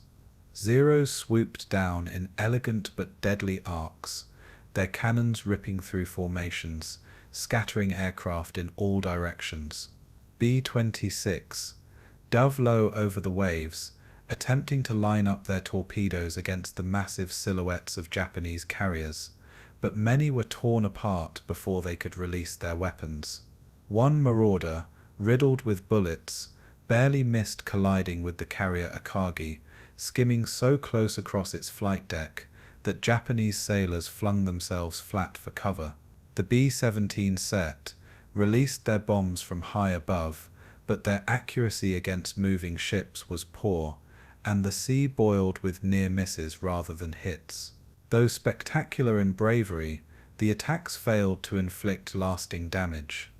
Marine Corps dive bombers joined the fray, SBD Dauntlesses and Vindicator aircraft plunging down toward the Japanese carriers in near vertical dives. The precision required in these attacks demanded nerves of steel, as pilots released their bombs at dangerously low altitudes before pulling away under heavy fire. Japanese gunners filled the air with flak, and Zero fighters intercepted relentlessly, cutting through formations with alarming efficiency. Yet still the Marine pilots pressed on, determined to reach their targets. Some aircraft released bombs that splashed harmlessly into the sea, while others scored near misses that rattled Japanese decks and sent sailors scrambling. Despite their efforts, the carriers remained afloat, their flight operations continuing almost undisturbed. For the American aviators, the cost was devastating, with many squadrons reduced to a fraction of their original strength within minutes. The courage of the torpedo bomber crews was particularly striking. Slow, underpowered, and flying in tight formation, they became easy prey for Japanese defenses. Yet they pressed their attacks to the very end, skimming the waves, drawing fire, and attempting to place their torpedoes into the wakes of enemy ships. Their sacrifice forced Japanese carriers to maneuver sharply, disrupting flight deck operations and scattering their formations. This disruption, though costly in lives, sowed the seeds of vulnerability that would later be exploited by American dive bombers. Survivors who managed to limp back to Midway or ditch in the sea spoke of skies alive with enemy fire, of friends lost in fireballs or crashing into the ocean. They knew their efforts had not sunk ships, but they had bought precious time, exhausting Japanese defenses and diverting fighter cover. From the perspective of the Japanese fleet, the American counterattacks were relentless, arriving in waves that forced them into near-constant defensive maneuvers. Though few bombs or torpedoes struck home, the sheer persistence of the attacks kept the carriers off balance. Pilots scrambled repeatedly to intercept, Fuel reserves dwindled and flight decks were tied up with constant launches and recoveries. Admiral Nagumo, commanding the strike force, found himself faced with a difficult decision. Should he prepare another wave against Midway to finish the job, or rearm his planes for fleet defense against the American carriers? The pressure created by these seemingly futile American sorties contributed directly to his hesitation, a hesitation that would prove fatal. The defenders of Midway, through sacrifice and sheer determination, had forced the Japanese into a state of uncertainty, disrupting the rhythm of their carefully laid plans. As the sun climbed higher, the skies around Midway and the Japanese fleet were littered with smoke trails, burning aircraft, and the floating wreckage of downed planes. Many American pilots never returned, their bodies claimed by the vastness of the Pacific. Yet their sacrifice was not in vain. Though the early counterattacks inflicted little direct damage, they wore down the Japanese, disrupted their tempo, and paved the way for the decisive strikes yet to come. The courage of those airmen facing overwhelming odds in outdated planes, yet refusing to turn back, embodied the spirit of defiance that defined the Battle of Midway. Their desperate sorties were the opening notes of a symphony of sacrifice, a prelude to the moment when the tide of war would shift. Against all odds, the defenders had made their mark, and the battle was far from decided. As the morning of June 4th, 1942, unfolded, the fate of the Pacific hung in the balance, and into this crucible flew the torpedo squadrons of the American carriers. From USS Hornet, USS Enterprise, and USS Yorktown, groups of outdated Douglas TBD Devastator torpedo bombers lifted off, their engines straining against the ocean wind. These aircraft were relics, slow and underpowered compared to the sleek Japanese Zero fighters they would soon face. Armed with unreliable torpedoes and lacking fighter escort in some cases, their mission bordered on suicidal. Yet the men who strapped themselves into those cockpits did so with resolve, fully aware of the odds stacked against them. They had one task: to press their attacks until either the torpedoes struck home or they perished trying. Theirs would become one of the most tragic yet pivotal chapters in naval history. Torpedo Squadron 8 from USS Hornet, led by Lieutenant Commander John C. Waldron, was among the first to strike out toward the Japanese fleet. Waldron, a seasoned aviator, sensed flaws in the official attack plan and adjusted course independently, determined to find the enemy at all costs. His squadron of 15 Devastators flew low across the waves, skimming the sea at barely 100 feet, a vulnerable position that made them easy prey for radar, anti-aircraft fire, and Japanese fighters. When they finally sighted the Japanese carriers, Waldron radioed his men with a calm final order attack. As they bore in, swarms of Zeros descended upon them, slicing through their formation with merciless precision. Plane after plane burst into flames or spiraled into the ocean, leaving trails of smoke across the sky. Not one of Waldron's pilots survived the attack. All were shot down before their torpedoes could score a hit. From USS Enterprise, Torpedo Squadron 6 followed with equal courage, diving into the maelstrom created by Japanese defenses. Led by Lieutenant Commander Eugene Lindsay, their Devastators droned forward at barely 100 knots, easy targets for Zeros that screamed down upon them at twice the speed. Lindsay himself had been injured in a crash days earlier, but insisted on leading his men into battle, despite broken ribs and difficulty moving. His determination inspired his squadron, but bravery could not shield them from the storm. Japanese fighters tore into their ranks, while walls of anti-aircraft fire rose from the carriers below. One by one, the American planes fell, until nearly the entire squadron was wiped out. Of the 14 aircraft that launched, only a handful limped back, battered and scarred. Lindsay's sacrifice, like Waldron's, became a symbol of selfless devotion in the face of near-certain death. USS Yorktown's Torpedo Squadron 3 added its weight to the doomed attacks, pressing forward against the Japanese carriers with unwavering resolve. Under the command of Lieutenant Commander Lance Massey, the squadron charged through the smoke-filled skies, fighting their way through intercepting Zeros. As with their comrades, the Devastators were brutally outmatched, their sluggish maneuvers offering little chance of escape. Torpedoes were released at perilously close ranges, but Japanese carriers, maneuvering at full speed, avoided most of the attacks. Massey and many of his men went down in the chaos, their aircraft reduced to fiery wreckage. Those few who survived did so by crash landing in the ocean, clinging to life rafts as the battle raged on around them. Despite the futility of their strikes, their relentless courage placed enormous strain on Japanese fighter squadrons, drawing them lower and farther from the skies above the fleet. The cost of these torpedo attacks was staggering.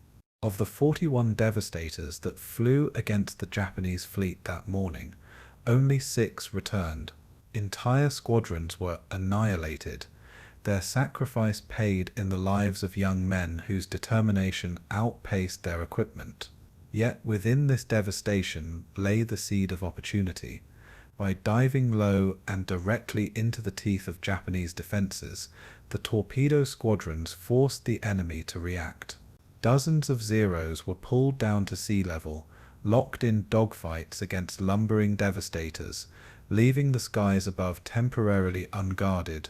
At the same time, the frantic maneuvers of Japanese carriers to evade torpedoes disrupted their flight deck operations, delaying the rearming of bombers and throwing their formations into disarray. The torpedo squadrons had died without sinking a ship, but they had inadvertently prepared the battlefield for the decisive strike to come. For the men on the American carriers who watched their comrades fly off, the radio silence that followed was haunting. They had known the odds, had seen the vulnerability of the Devastators, and yet they had cheered as the squadrons launched into the morning sky. When word filtered back that almost none had returned, grief and rage mingled with admiration. These were not anonymous losses, but friends, shipmates, men who had joked in the mess hall just hours before. Their sacrifice was deeply personal, a wound that cut through every deck of the carriers. Yet there was also a growing sense of grim determination. If their comrades could give everything in the face of impossible odds, then those who remained had no excuse to falter. Their deaths were not meaningless. They had set the stage for a blow that might change the course of the war. Thus, the doomed attacks of the torpedo squadrons, tragic in their immediate failure, became one of the most critical turning points of the Battle of Midway.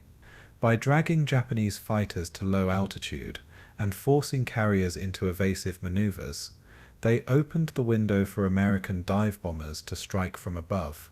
At that precise moment, fate shifted in favor of the United States, as the sacrifice of these squadrons paved the way for victory. Their names, Waldron, Lindsay, Massey, and their men, would be etched into the annals of naval history as symbols of valor beyond measure. They had flown into the storm with no illusions, giving their lives so that others might seize the moment. The Battle of Midway would be remembered not only for its decisive outcomes, but for the selfless courage of those torpedo squadrons whose sacrifice turned the tide of the Pacific War. The morning of June 4, 1942, reached its climax in a moment of fate that would reshape the Pacific War. While the skies above the Japanese fleet had been cleared of high-altitude defenders by the torpedo squadron's sacrifice, American dive bombers from USS Enterprise and USS Yorktown arrived almost unnoticed. They had been guided by a combination of luck, persistence, and skill, circling widely after losing contact with their torpedo counterparts, before stumbling upon the Japanese carriers at the perfect moment. Below them lay the heart of Japan's naval power, Akagi, Kaga, and Soryu, all engaged in frantic rearming operations after the morning's attacks on Midway. Their decks were cluttered with aircraft, bombs, torpedoes, and fuel lines, a volatile mixture waiting for a spark. The Americans had no way of knowing it, but they had arrived at the most vulnerable instant imaginable. From USS Enterprise, squadrons of Douglas SBD Dauntless dive bombers, led by Lieutenant Commander Wade McCluskey, took position high above the Japanese formation. McCluskey, after a long search, had spotted the wake of a lone Japanese destroyer racing to rejoin the fleet, and followed it directly to the carriers. Now, with the enemy laid out beneath them, he gave the order to attack. The Dauntlesses rolled over into their dives, engines screaming as they plunged at near vertical angles toward their targets.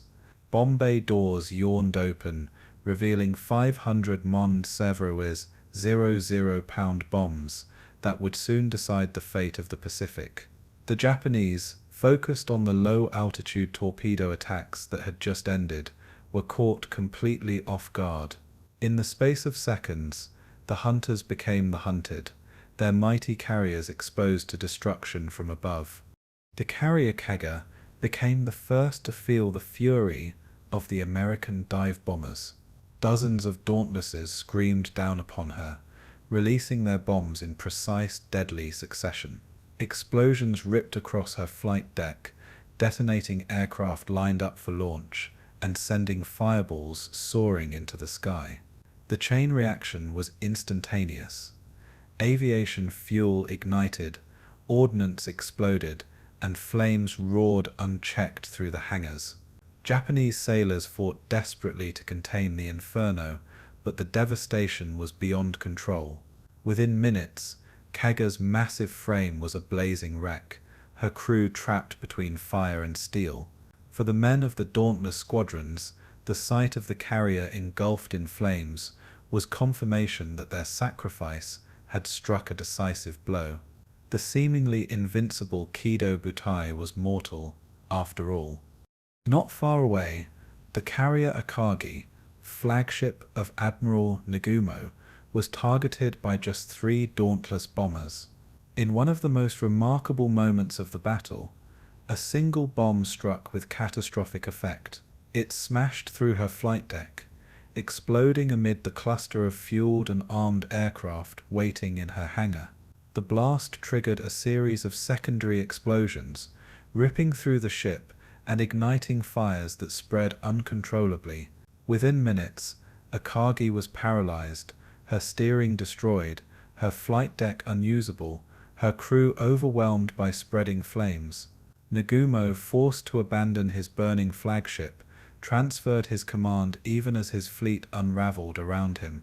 That a single bomb could cripple the pride of Japan's carrier force underscored both the fragility of modern warships and the devastating effectiveness of well-timed strikes. Meanwhile, the Soryu came under attack by dive bombers from USS Yorktown. Her flight deck, too, was crowded with aircraft being refueled and rearmed for a second strike on Midway. As bombs smashed into her deck, chain reactions erupted in violent succession, consuming planes, fuel, and munitions in sheets of flame. The crew fought valiantly, manning fire hoses and attempting damage control, but the destruction spread too quickly. Within minutes, she was engulfed, her decks collapsing inward as explosions rocked her from stem to stern. Survivors leapt into the sea to escape the inferno, their silhouettes stark against the towering columns of smoke. For the Americans watching from above, the destruction of Soryu was further proof that fortune had delivered them a decisive moment. 3 of Japan's 4 carriers had been gutted in less than 10 minutes, an outcome almost unthinkable hours earlier. The psychological impact of this sudden reversal was immense. For months, the Japanese carrier force had seemed unstoppable, sweeping through the Pacific with flawless precision. Now, in a single wave of attacks, their aura of invincibility was shattered. Sailors aboard the surviving carrier Hiryu, watched in horror as their sister ships burned, black smoke staining the sky for miles. On the American side, jubilation mixed with disbelief. Pilots returning to their carriers reported the destruction in stunned voices, struggling to convey the scale of what they had accomplished. For the men who had watched their comrades perish in the doomed torpedo attacks, the sight of burning Japanese carriers brought both vindication and sorrow. The sacrifice of the torpedo squadrons had not been in vain. It had opened the door for this decisive strike. By late morning, the balance of power in the Pacific had shifted irrevocably. 3 Japanese carriers, Akagi, Kaga, and Soryu, lay mortally wounded, their fires raging out of control, their aircraft lost, their crews decimated. The Kido Butai, once the sharp spearhead of Japanese naval might, was reduced to a single surviving carrier, Hiryu, left to carry on the fight alone. The Americans, though bloodied and battered, still possessed all 3 of their carriers afloat, and more importantly, the momentum of battle had swung dramatically in their favor. In the space of minutes, the outcome of Midway had been transformed. What had begun as a Japanese offensive now teetered on the edge of disaster. The dive bombers' moment was not just a tactical victory, it was the turning point of the Pacific War, a thunderclap of fate that resounded across the seas.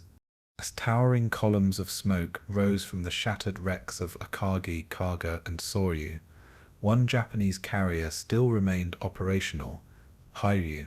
Under the command of Rear Admiral Tamon Yamaguchi, Hiryu's crew prepared for a counterattack that would strike back at the Americans with all the fury they could muster. Though outnumbered and outmatched, Yamaguchi refused to retreat, convinced that the honor of the Imperial Navy demanded immediate retaliation. Hiryu's decks became a hive of activity as ground crews rushed to rearm bombers and fuel fighters, their urgency sharpened by the knowledge that they were now Japan's only hope. Even as smoke from their sister ships blotted the horizon, Hiryu's aviators steeled themselves for their mission. With determination bordering on desperation, they took to the skies, intent on finding and crippling the American fleet. The first wave of Hiryu's aircraft roared off her flight deck in tight formation, a mix of dive bombers and fighters tasked with striking the American carriers. Guided by reports of enemy positions, they pressed forward across the open Pacific, the sun glinting off their wings as they cut through the sky. Hours earlier, Japanese aviators had flown with confidence, certain of victory. Now they carried the heavy burden of salvaging a collapsing battle. When they sighted USS Yorktown, their target loomed large, her deck bustling with activity as crews prepared for renewed strikes. Without hesitation, the Japanese dive bombers plunged into their attacks, 0 fighters covering them with ruthless aggression. Bombs screamed downward, exploding across Yorktown's deck with thunderous force, tearing holes in her structure and engulfing sections of the ship in flames. The damage to Yorktown was severe but not fatal. Fires raged across her hangars, and sections of her deck were blasted open, yet her crew fought with remarkable tenacity. Damage control parties swarmed the stricken ship, sealing compartments, dousing flames, and keeping her afloat against all odds.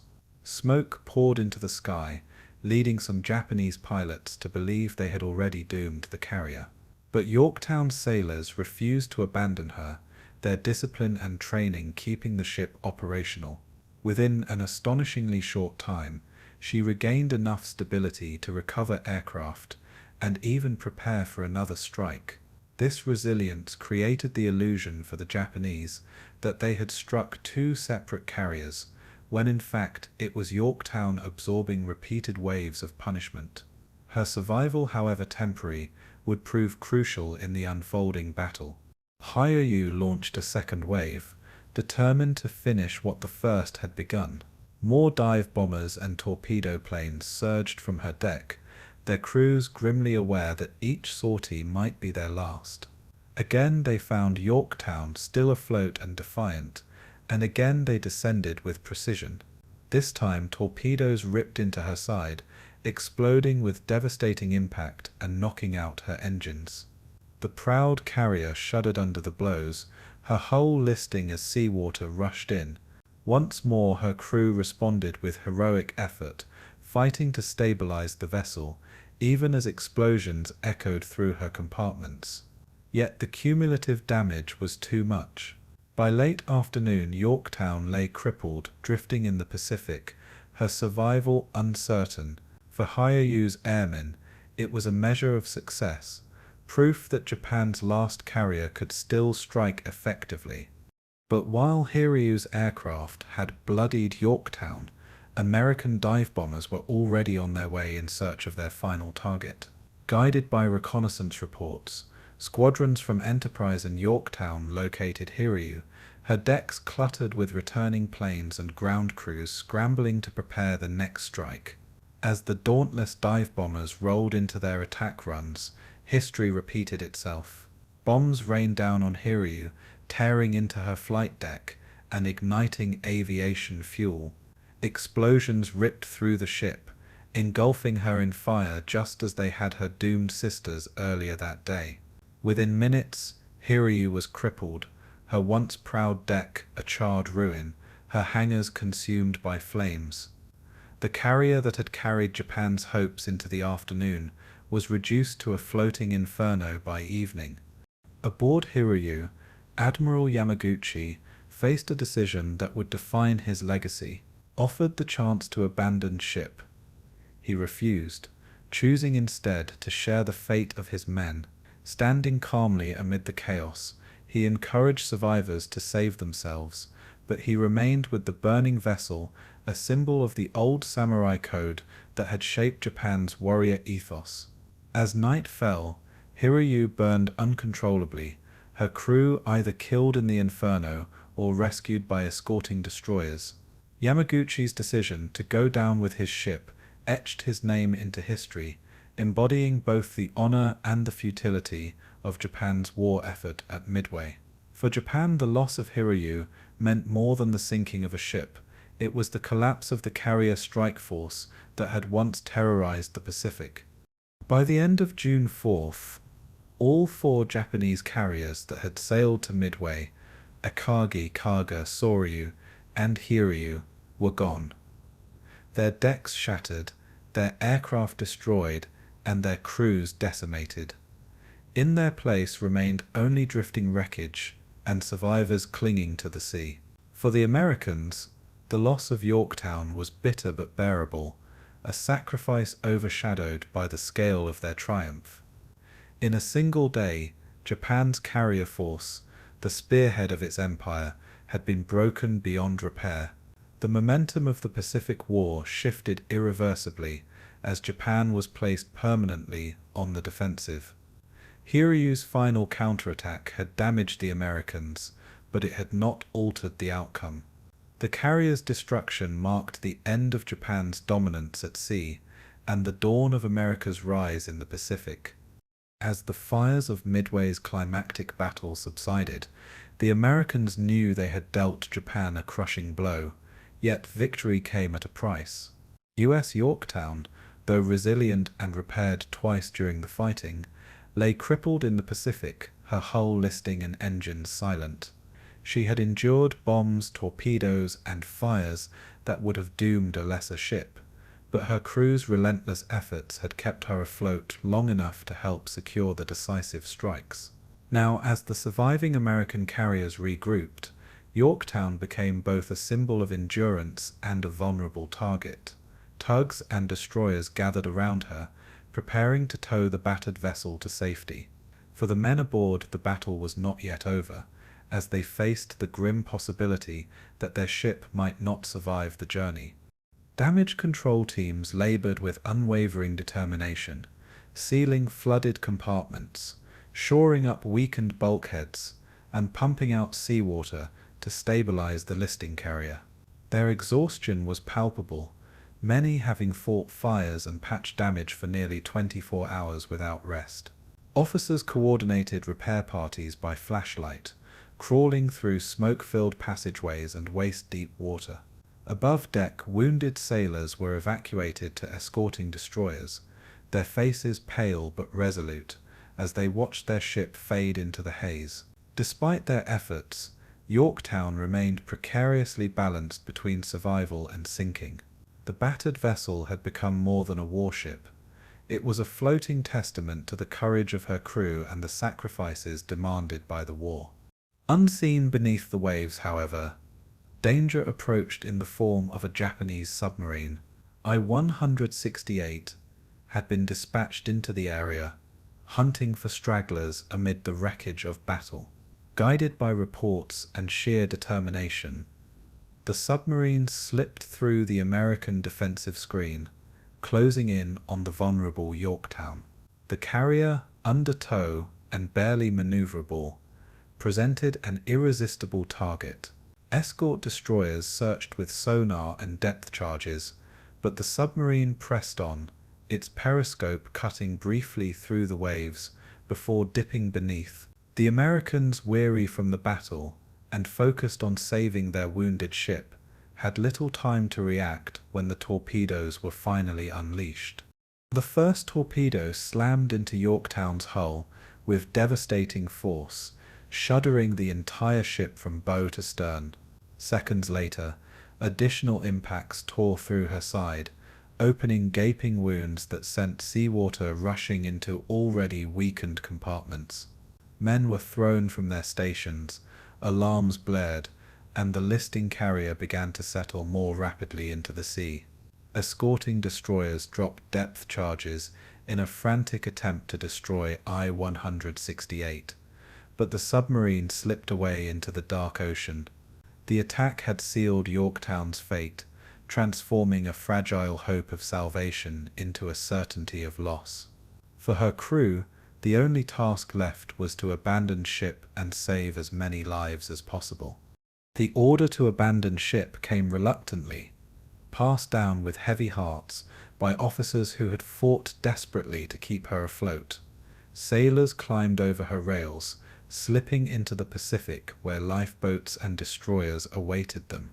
Some refused to leave until every wounded comrade had been carried to safety, risking their own lives amid the sinking decks. Others looked back at Yorktown as they drifted away, their faces etched with grief as flames and smoke consumed the vessel they had called home. For many it was not just the loss of a ship, but the loss of a companion, a steel guardian that had carried them through months of war. As she slowly settled beneath the waves, Yorktown became a graveyard for those unable to escape, her passing a sobering reminder of war's unrelenting toll. By June 7th, Yorktown slipped beneath the surface, her final descent marked by bubbles, smoke, and debris that lingered briefly before vanishing into the endless sea.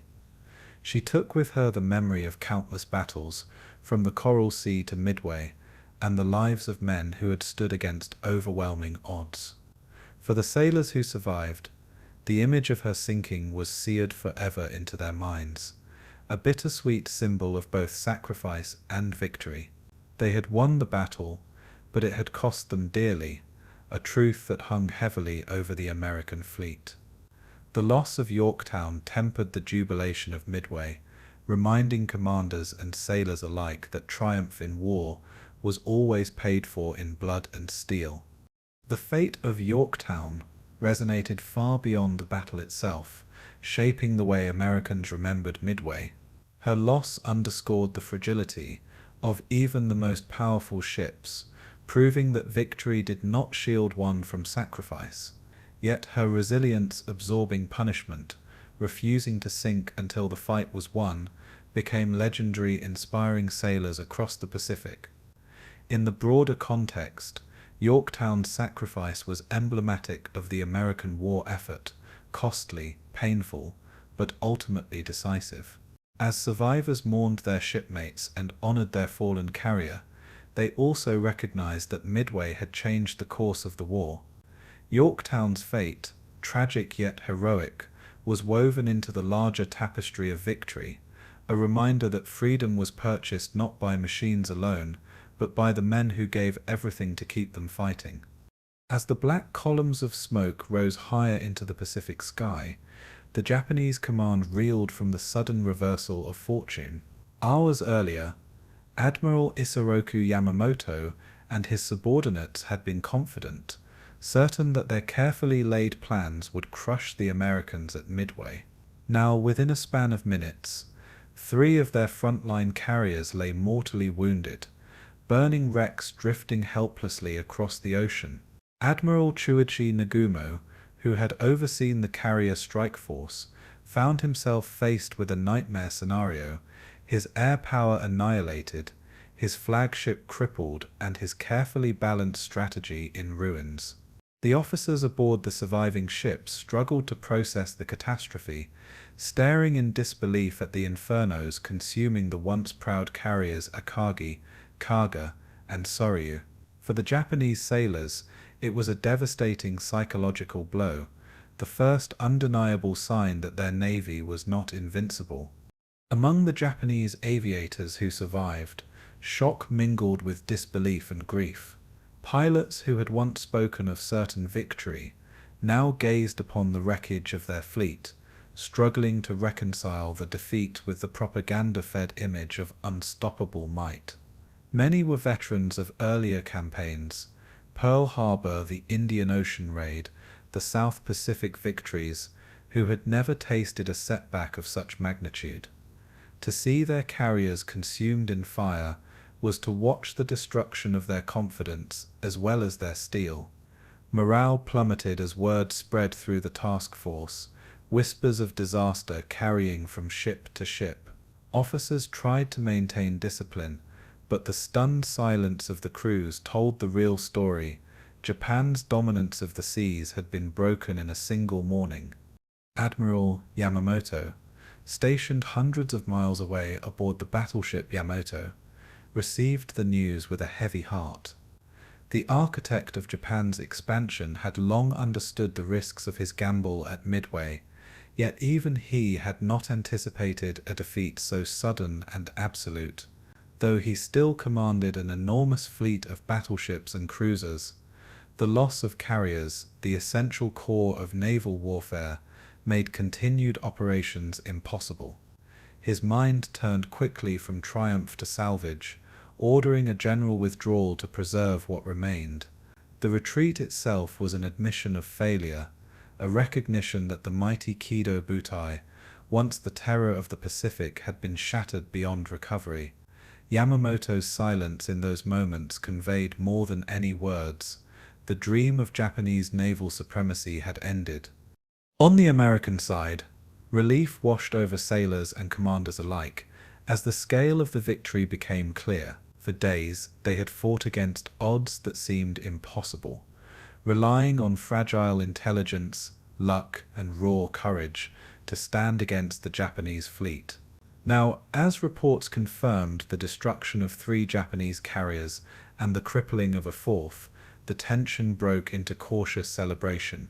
Pilots returning to Enterprise and Yorktown's remnants were greeted as heroes, embraced by shipmates who could scarcely believe the outcome. In the officers' quarters, Admiral Chester Nimitz received word of the triumph with quiet satisfaction, fully aware that this moment would echo through history. The relief was not just strategic, it was deeply personal, a reprieve from months of fear and losses that had haunted the Pacific since Pearl Harbor. For the sailors of the United States Navy, the victory at Midway felt like vindication.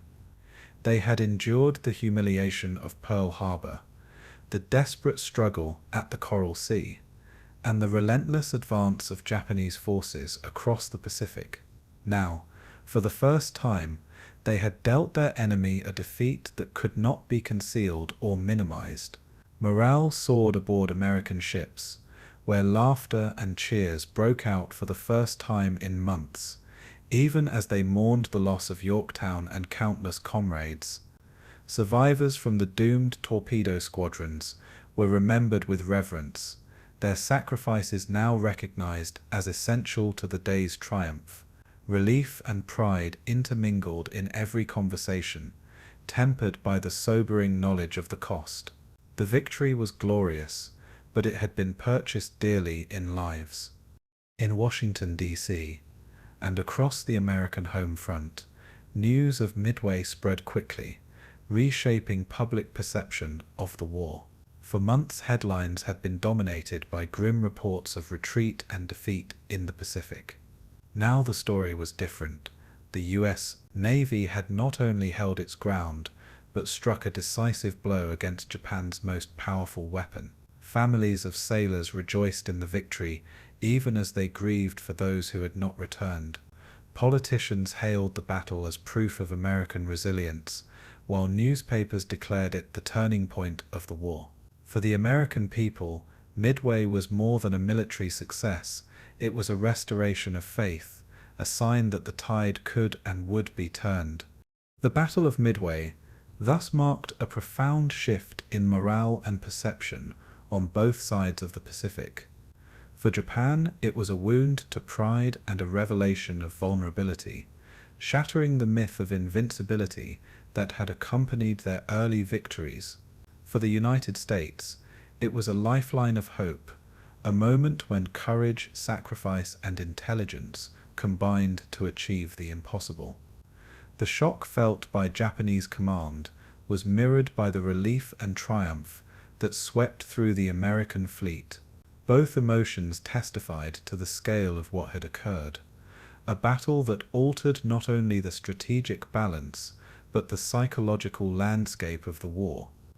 In the aftermath of Midway, the world would never view the Pacific conflict the same way again.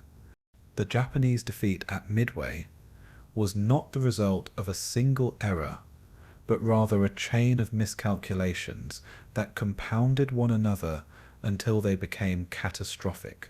Chief among these was overconfidence, born from 6 months of uninterrupted victories that had carried the Imperial Navy from Pearl Harbor to the Indian Ocean.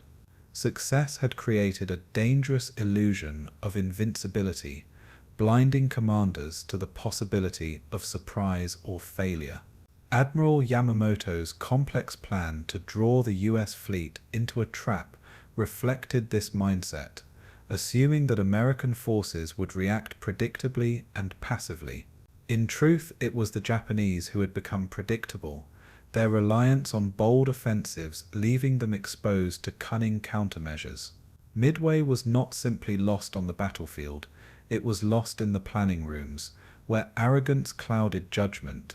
One of Yamamoto's most glaring mistakes was the dispersal of his forces across vast distances, weakening the concentration of his strike power. Instead of massing his entire fleet for a decisive blow, he scattered it into multiple task groups, some hundreds of miles apart. This divided structure was designed to create confusion and lure the Americans into battle, but it also prevented Japanese units from supporting one another when disaster struck. When the carriers were attacked, battleships and cruisers that might have provided cover or counter-strikes were too far away to intervene. The Japanese strategy of layered deception instead created vulnerability, leaving the core carriers isolated at the very moment they needed protection most. The result was a fatal imbalance, a mighty fleet divided against itself. Reconnaissance failures further undermined Japanese plans, compounding the risks of overconfidence and dispersal.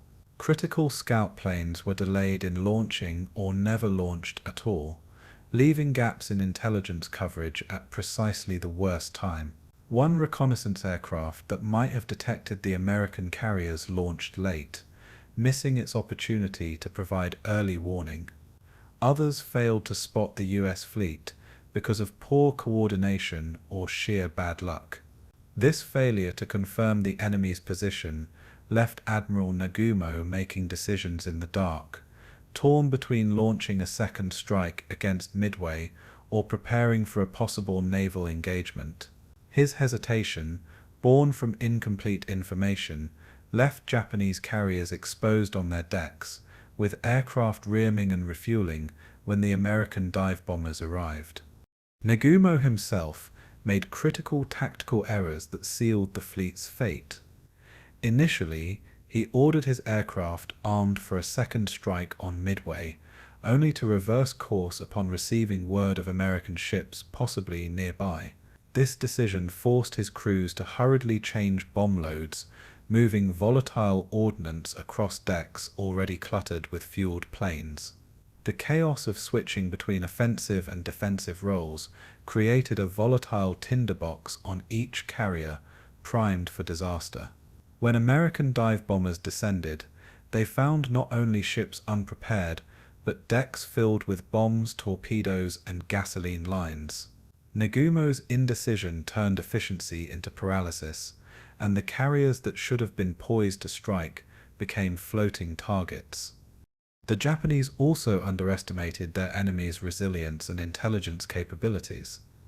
They assumed that American morale had been broken at Pearl Harbor, believing the US Navy incapable of mounting a coherent counteroffensive so soon after devastating losses.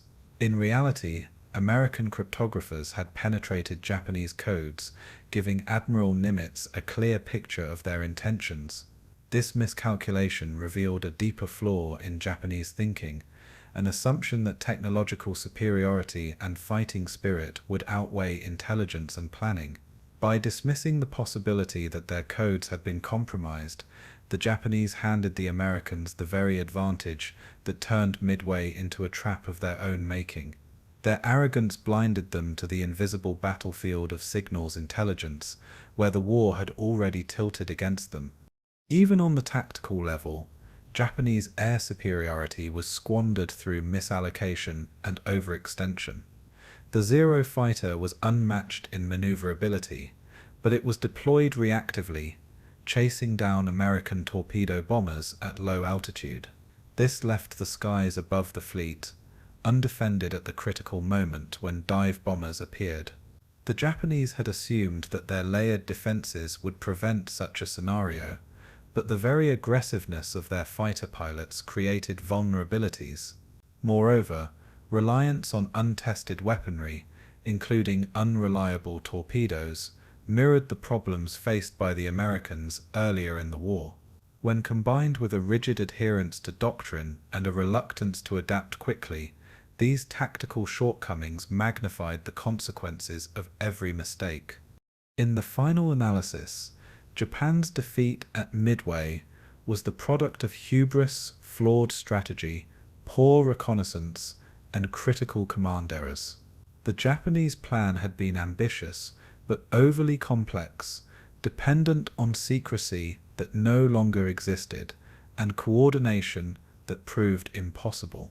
By scattering their forces, hesitating at crucial moments, and underestimating their opponent, they walked willingly into disaster.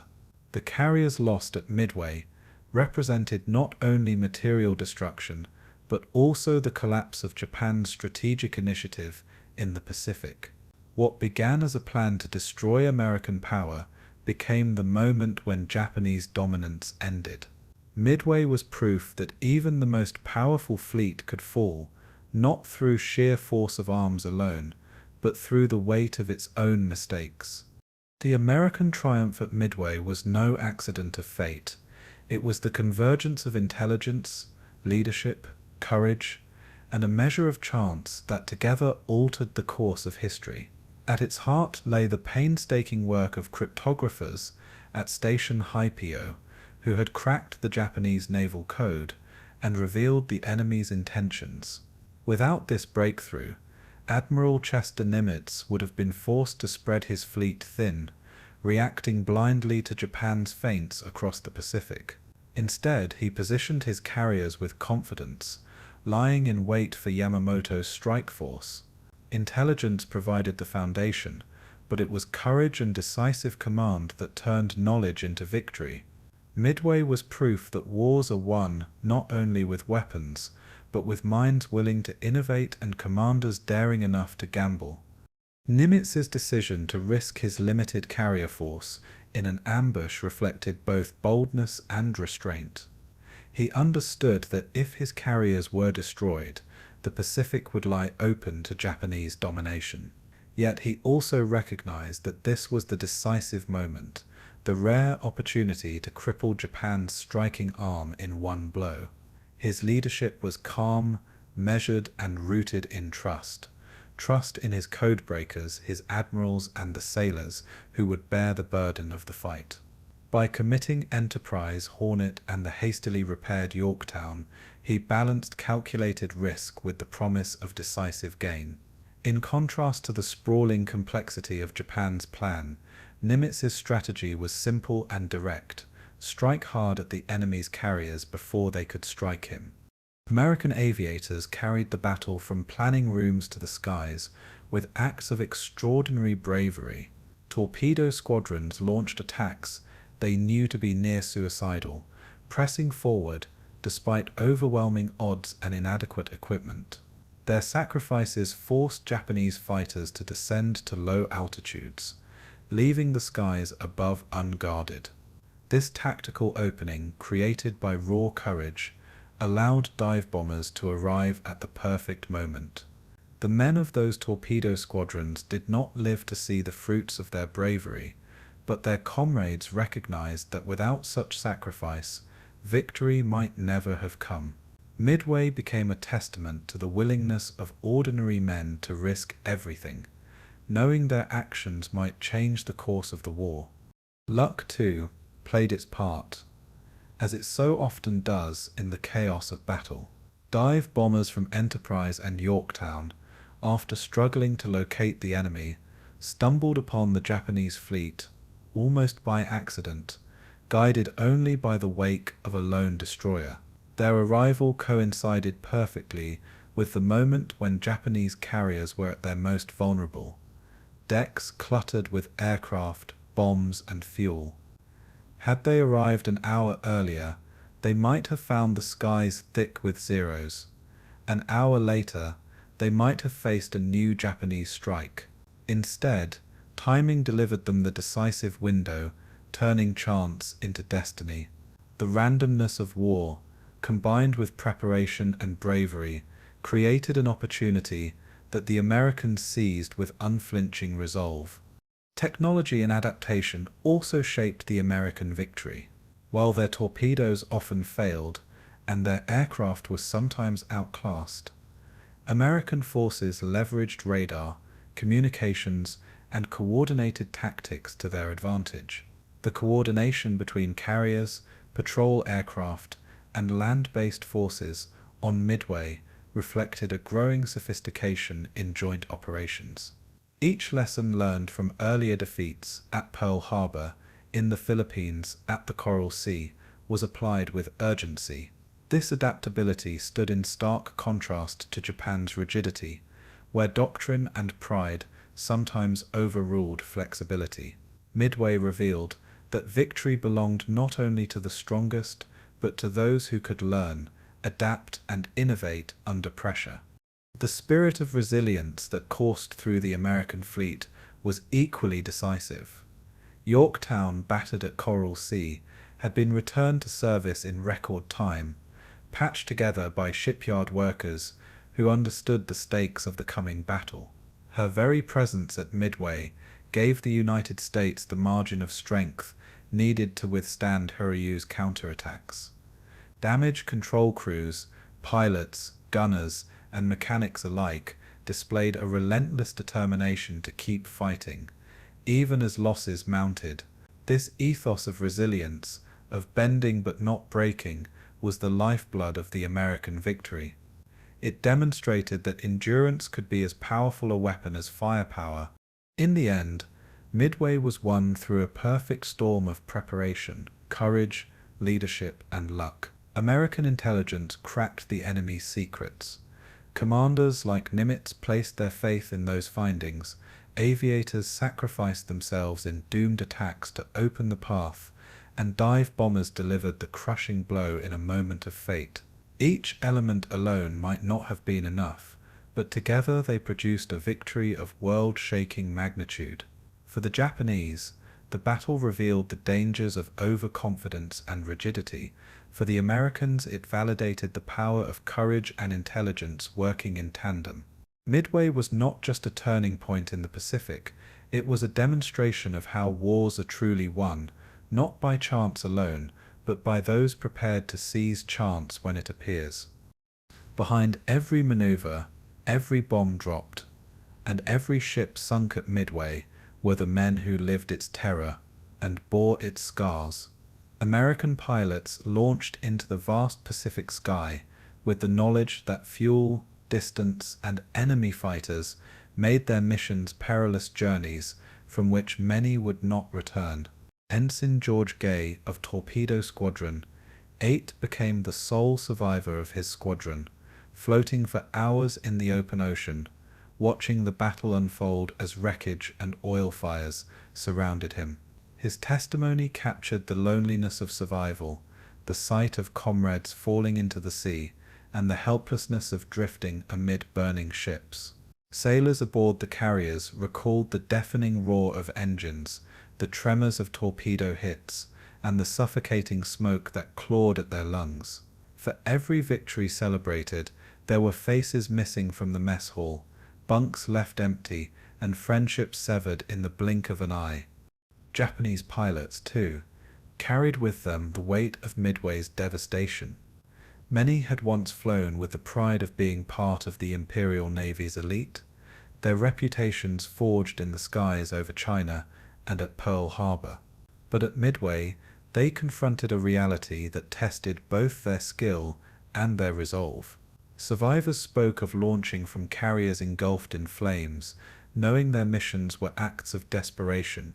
Some flew with the knowledge that their home deck might no longer be afloat upon their return. For those who did make it back, the horror of landing on shattered decks, surrounded by smoke and wreckage, was seared into memory. Their diaries and post-war interviews reveal men wrestling with grief, honor, and despair, caught between loyalty to their country and the crushing reality of defeat. For sailors trapped aboard doomed carriers, survival often depended on split-second decisions and unimaginable bravery. Men leapt into the sea from burning decks, their bodies slamming against the waves as explosions echoed behind them. Oil slicks spread across the water, igniting in places and turning the ocean into a fiery trap. Survivors clung to life rafts, debris, or even each other, their faces coated in salt and soot, praying for rescue. American sailors recalled the haunting cries of comrades lost to the flames, while Japanese survivors described the eerie silence that followed the sinking of their once proud carriers. In those moments, the war was not fought by admirals or governments, but endured by individuals whose only mission was to live through another hour. Civilians, though far from the immediate battlefield, also felt the reverberations of Midway. On Midway Atoll itself, Marines and support staff endured the opening Japanese air raid, huddling in bunkers as bombs cratered their runways and shook their defenses. The small island community, though often overlooked in grand strategy, became a microcosm of endurance, its defenders manning guns and repairing damage under constant threat. Back in the United States, families awaited news with gnawing anxiety, scouring newspapers for any detail of their loved ones' fates. In Japan, news of Midway's outcome was carefully censored, but families of sailors who did not return eventually felt the hollow silence of unanswered letters. For civilians, the battle was not only about geopolitics, it was about absence, uncertainty, and the slow realization of how war reached even the farthest shores. The psychological toll of Midway on those who fought was profound and long-lasting. Survivors from torpedo squadrons carried with them the trauma of seeing comrades cut down in droves, replaying in their minds the moments when they pressed forward into certain death. Japanese sailors who watched their carriers consumed by fire bore the guilt of survival, wondering why they had lived when so many others had perished. The nightmares of burning oil, screaming engines, and endless ocean-haunted men on both sides for decades. Historians later noted how the human cost of Midway was often hidden beneath statistics of tonnage and losses, but in reality, it was written into the very lives of those who returned. War was not merely about strategy, it was about the burden carried by ordinary men thrust into extraordinary circumstances. Letters and diaries from Midway participants reveal the deeply personal dimensions of the conflict. American pilots wrote final notes to families tucked into lockers before flying missions they feared might be their last. Some never returned, leaving behind words that would only reach their loved ones after their deaths. Japanese sailors described in secret writings the pride of serving their nation, but also the fear of dying in steel coffins beneath the waves. These documents, preserved in archives and museums, strip away the abstraction of war and reveal its intimate reality. They remind us that behind every mission order was a son, a brother, a husband, or a father who lived with fear and love entwined. The human voice, trembling and honest, carries across decades in these fragile pieces of paper. Ultimately, the human experience of Midway was one of courage, sacrifice, grief, and survival that transcended national lines. Americans celebrated a turning point, but even in victory, they mourned the loss of Yorktown and countless aviators. Japanese sailors faced the humiliation of defeat, yet their bravery under impossible conditions remains undeniable. For both sides, Midway was etched into memory not only as a strategic battle, but as a crucible of human endurance. Pilots who flew into storms of gunfire, sailors who fought fires on sinking ships, and civilians who endured silence and waiting all became part of its legacy. Their stories remind us that history's turning points are not only marked by maps and dates, but by human lives lived at the edge of survival. The Battle of Midway marked a seismic shift in the balance of naval power, ending Japan's string of victories and halting its expansion across the Pacific. Until June 1942, the Imperial Navy had seemed unstoppable, carving an empire that stretched from Southeast Asia to the Central Pacific. But Midway shattered that illusion, destroying 4 frontline carriers, Akagi, Kaga, Saryu, and Hiryu, along with hundreds of irreplaceable aircraft and the core of Japan's most experienced pilots. The loss crippled Japan's ability to wage offensive operations, stripping away the very force that had enabled its dominance. From that point onward, Japan would be forced into a defensive posture, reacting to Allied initiatives rather than dictating the terms of war. The momentum of the Pacific conflict, once squarely in Tokyo's hands, now began to tilt toward Washington. For the Allies, Midway was more than just a tactical victory. It was a psychological triumph that transformed the war's trajectory. Only 6 months earlier, Pearl Harbor had plunged the United States into despair. With the Pacific Fleet seemingly crippled and morale shaken, Midway erased that despair in one decisive stroke, proving that American forces could not only withstand Japanese aggression, but defeat it. Newspapers heralded the victory as a turning point, while leaders in Washington and London recognized its global significance. For soldiers on distant fronts, the news carried hope that the tide was turning, that the nightmare of defeat could be replaced by the promise of eventual triumph. In the hearts of Americans, Midway became synonymous with resilience, ingenuity, and faith in the future. The strategic consequences of Midway rippled across the Pacific theater, shaping every campaign that followed.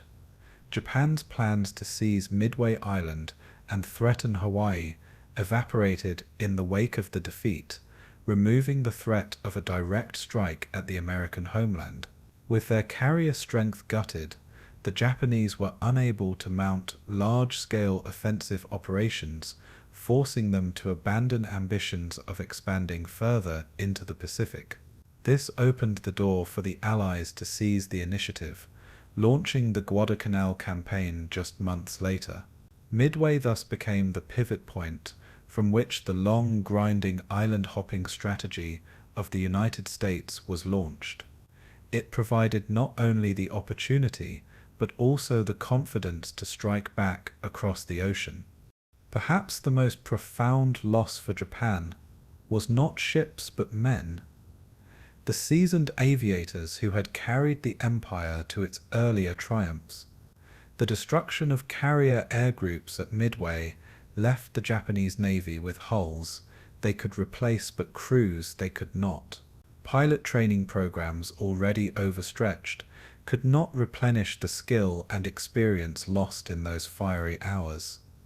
By contrast, the United States expanded its training pipeline, producing waves of new aviators who would grow in number and skill as the war progressed. Midway created an imbalance that widened with each passing month, ensuring that Japan's naval air arm could never recover its former strength. It was in many ways the beginning of a decline that would accelerate inexorably to defeat. For historians, Midway has long been recognized as the moment when the Pacific War turned irreversibly in favor of the Allies. While the battle did not end the conflict, 3 more years of brutal fighting lay ahead.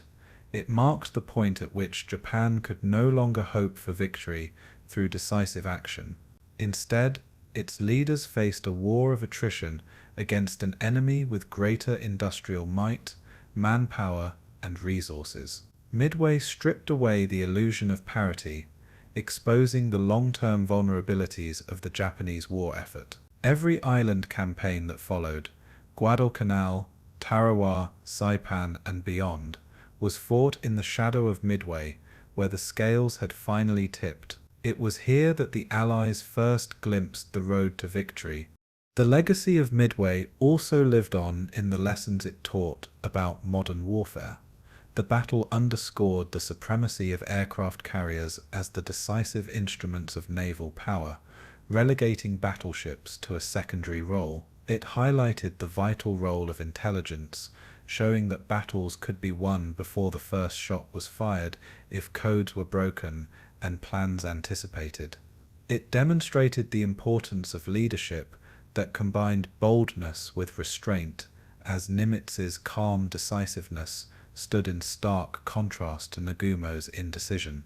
Midway became a case study for military academies around the world, shaping doctrines for generations of naval officers. Its legacy was not only historical, but instructional, a blueprint for the future of sea power. Above all, Midway endures as a story of human courage, sacrifice, and resilience in the face of overwhelming odds. The names of the carriers lost, Yorktown, Akagi, Kaga, Soryu, Hiryu, remain etched into the annals of history, each representing the valor of sailors and airmen who fought to the last.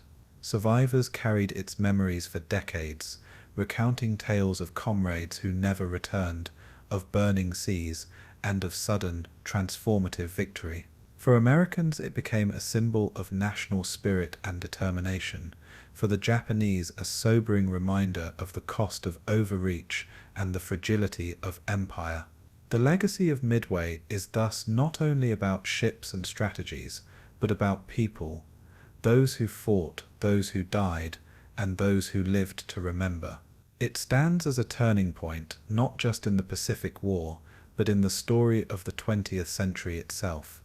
The Battle of Midway remains etched in history as a triumph of courage, intelligence, and fate intertwined in a single decisive moment.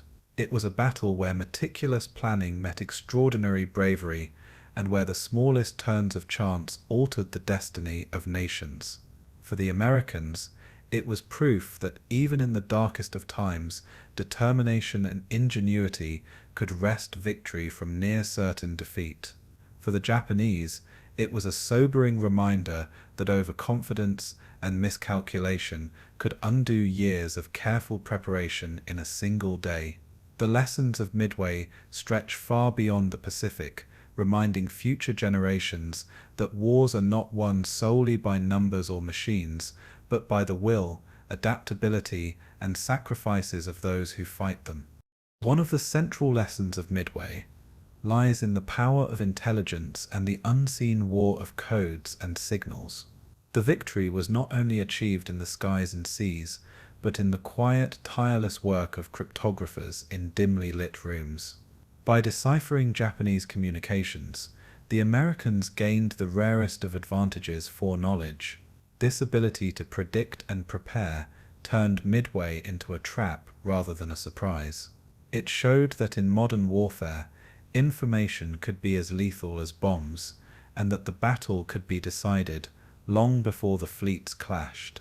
Midway demonstrated the truth that intelligence, if used wisely, is the most decisive weapon of all. Equally important were the lessons in leadership and decision-making under pressure. Admiral Chester Nimitz displayed the balance of caution and boldness required of a commander facing overwhelming odds. His trust in intelligence, his confidence in his men, and his willingness to risk everything marked him as a leader who understood both the stakes and the potential rewards.